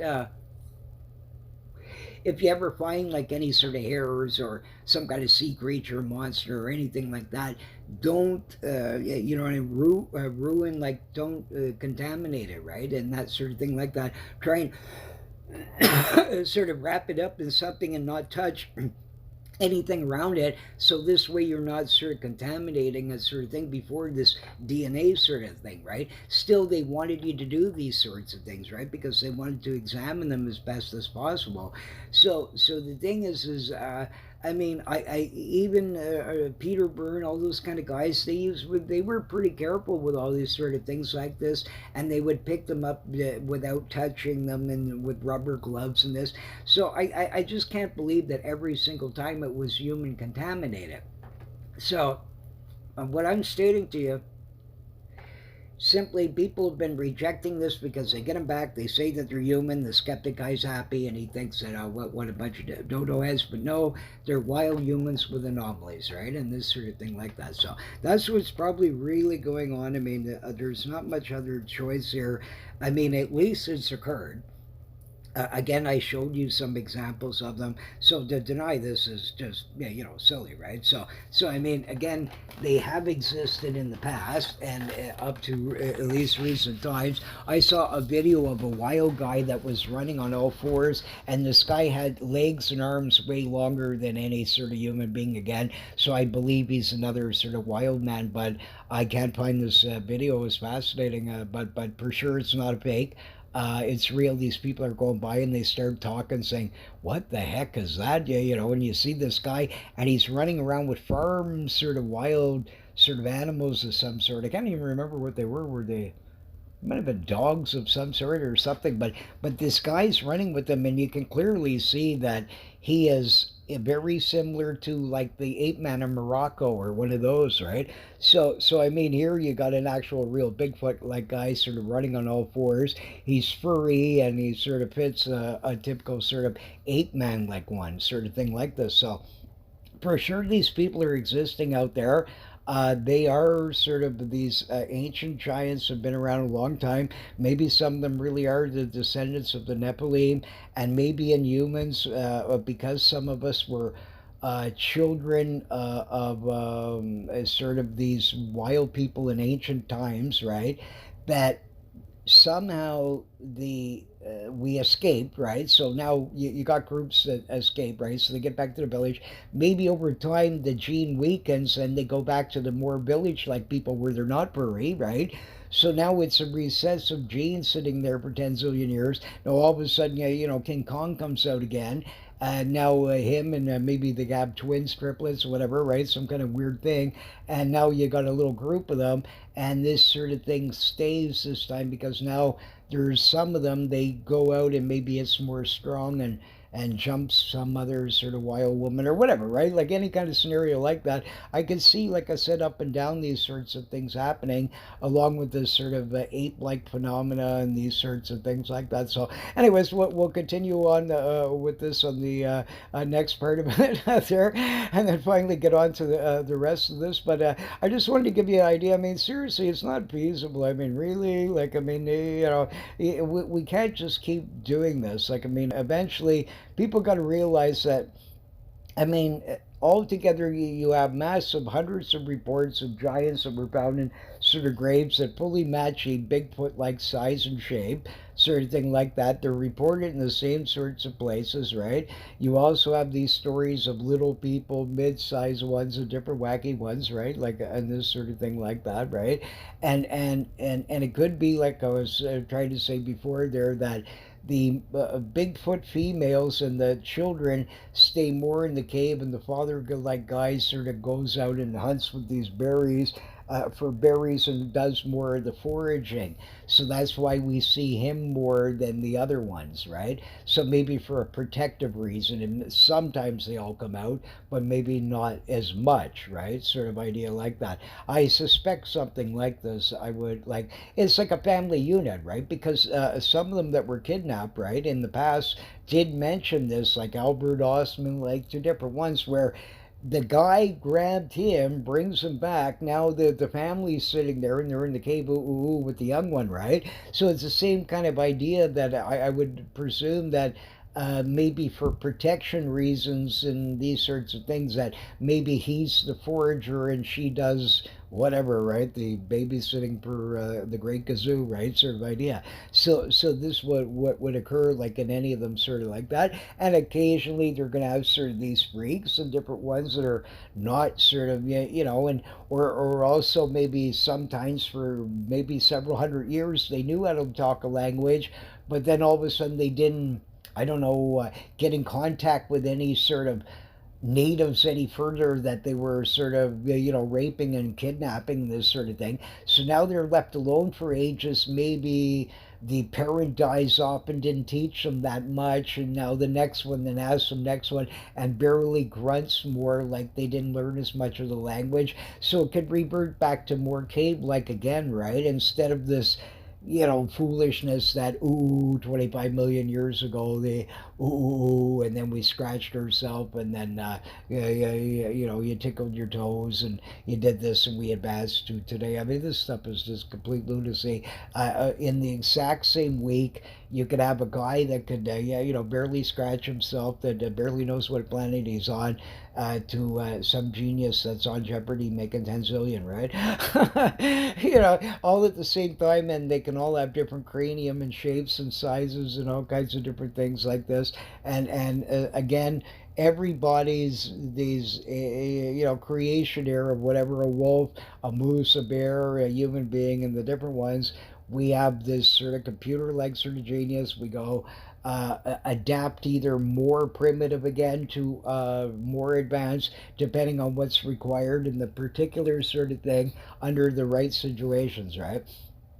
There's no use becoming like, as a for instance, right, like let's say on like before, those people that were trapped on Hawaii, right, the little Menehune sort of guys, right, where they find proof of them that they build ponds, they can ride boats and all these kinds of things like that, little caves, they still claim they exist, right? And these little tiny 2 3 foot little dudes, sort of idea. And these guys were quite intelligent and this sort of thing like that, and sort of a little Bigfootish a little bit, sort of a cute little sort of dude and dudette sort of thing, right, right, right. So in a place like that, they might have either adapted this way and became smaller, sort of, or they were just small race of people in the first place, whatever, and even became smaller, who knows, right? Or this sort of idea. But the thing is that in every place you can adapt to a sort of thing like this, and it's all going on at the same time, right? I mean, sort of like, so in other words, I mean, it's just simply that whatever human beings we are at any time throughout history, from ancient times to today, we have this sort of 10 zillion possibilities that occasionally somebody's going to come out like a certain sorts of things, and sometimes the people are not that forgiving. They throw them out of certain things and that. Floods and catastrophes and different things, running from the law, army soldiers, hippies, all kinds of wacky things could create a Bigfoot like phenomena to a certain degree by even thousands of years ago. I don't know, a group of brothers, there's 10 of them, they're all big monsters. Most of them are over 6 feet. They were now chased by the Roman soldiers. They got to leave the town, certain things. So now they run out in the wilderness. They become a little bit more apish and sort of start forgetting about some of their culture and all that. Over time, they get a bit animalistic and run out and grab a couple of local maidens and the normal thing. All of a sudden, now there's 40 of them. You got the Brady Bunch and the Bonaducci's going, and that sort of thing. Now you got a group, right? So now they live in an underground cavern because they see that the Roman soldiers are coming. They hide out, they figure these sorts of things, and you continue on with some kind of wacky sort of thing, right? Like any kind of wacky scenario would be feasible, these sorts of things, because it's been proven in papers time and time again that wild feral people have been found, right? And groups of them sometime, and this sort of thing, and lots of historic records of them where they certainly were able to survive, even ones that weren't like the wild Bigfootish sorts, like more somebody that just escaped in recent times. But like I said, all of this mixed together creates the Bigfoot like phenomena. So you have wild circus sort of things, probably a natural original ape, because a lot of the early natives before likely, the Spanish even, or any of them could have came along, these guys still had some of these sort of stories. So it's hard to know, right? But let's state that a North American ape or two or few were floating around, right? Sort of thing. Then these giant red-haired monsters that were super giants, that like the ones that you get from BC and sort of different ones, right? Where they were way bigger. There were some of them still floating around, sort of thing like that, but they seem to have disappeared. But besides that, then there was then people started seeing these gorilla-like things, which might have made it with these natural North American sort of ape that was here, or any kind of combination thereof, and new ones since then. Because, like, let's say one exhibit you bring, I don't know, a Sumatran orangutan, and then the next time you bring I don't know, Fred the chimp, right? So let's say they made and whatever, now you got a chimp orang, whatever, like any kind of wacky sort of thing. I could see that maybe because they made with sort of different ones that escaped over the ages, that this Florida Bigfoot, Ohio grassman, different wacky ones like that, where they're certainly some kind of more like a gorilla like sort of phenomena, it seems, right, in many cases, that they could be created through this sort of process, right? So, but what their original origin, it's hard to know. They might have been escapees off of ships, like I said. They could have been a natural North American ape, sort of thing like that. Who knows, right? But all I know is that I saw in the 70s, like I said, that thing. Then later, late 70s, maybe early 80s, I might have been within about 50 yards of a Sasquatch, sort of thing like that. I heard him scream and I smelled his stink. My buddy got a black eye from him and was knocked flying from just this guy giving him the smallest little clunk, like he didn't even sort of thing. And when he turned around, he was peeing, and when he seen the monster, he was still sort of peeing, obviously. So I'm wondering that maybe this guy didn't like that he was peeing on his territory, so that's why he sort of pushed him. But then he's sort of like, when he jumped up and sort of bolted and said, "Help! This hairy man's after me," and then all of a sudden, you're hearing him crashing through the woods, right? I mean, and the stench of him and everything else. I mean, it was still in there. You could smell it off the wood out there the next day, like when you went around this one area.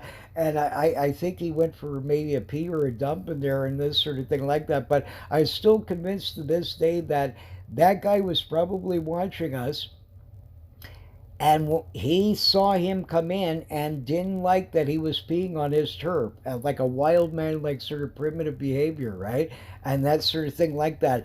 And it seems in these countries like Ontario, Quebec, and stuff like that is almost never, you don't see too many times more than one individual. It's not as common, right, as in some other areas. So I don't know if it's tree distribution, that there's just lesser of these or whatever, or because they live in only the most remote sort of thing. And Ontario's population in these sort of more wilderness areas is way less. So way less people would be out there. It's much less, and they're only on beaten paths, so it's way less likely they would see them, right? Just like that Snowgrove Lake, this is an extremely remote cabin. You can only get in by fly-in. It's impossible that it's teenagers pulling a joke and somebody shooting rocks on their cabin.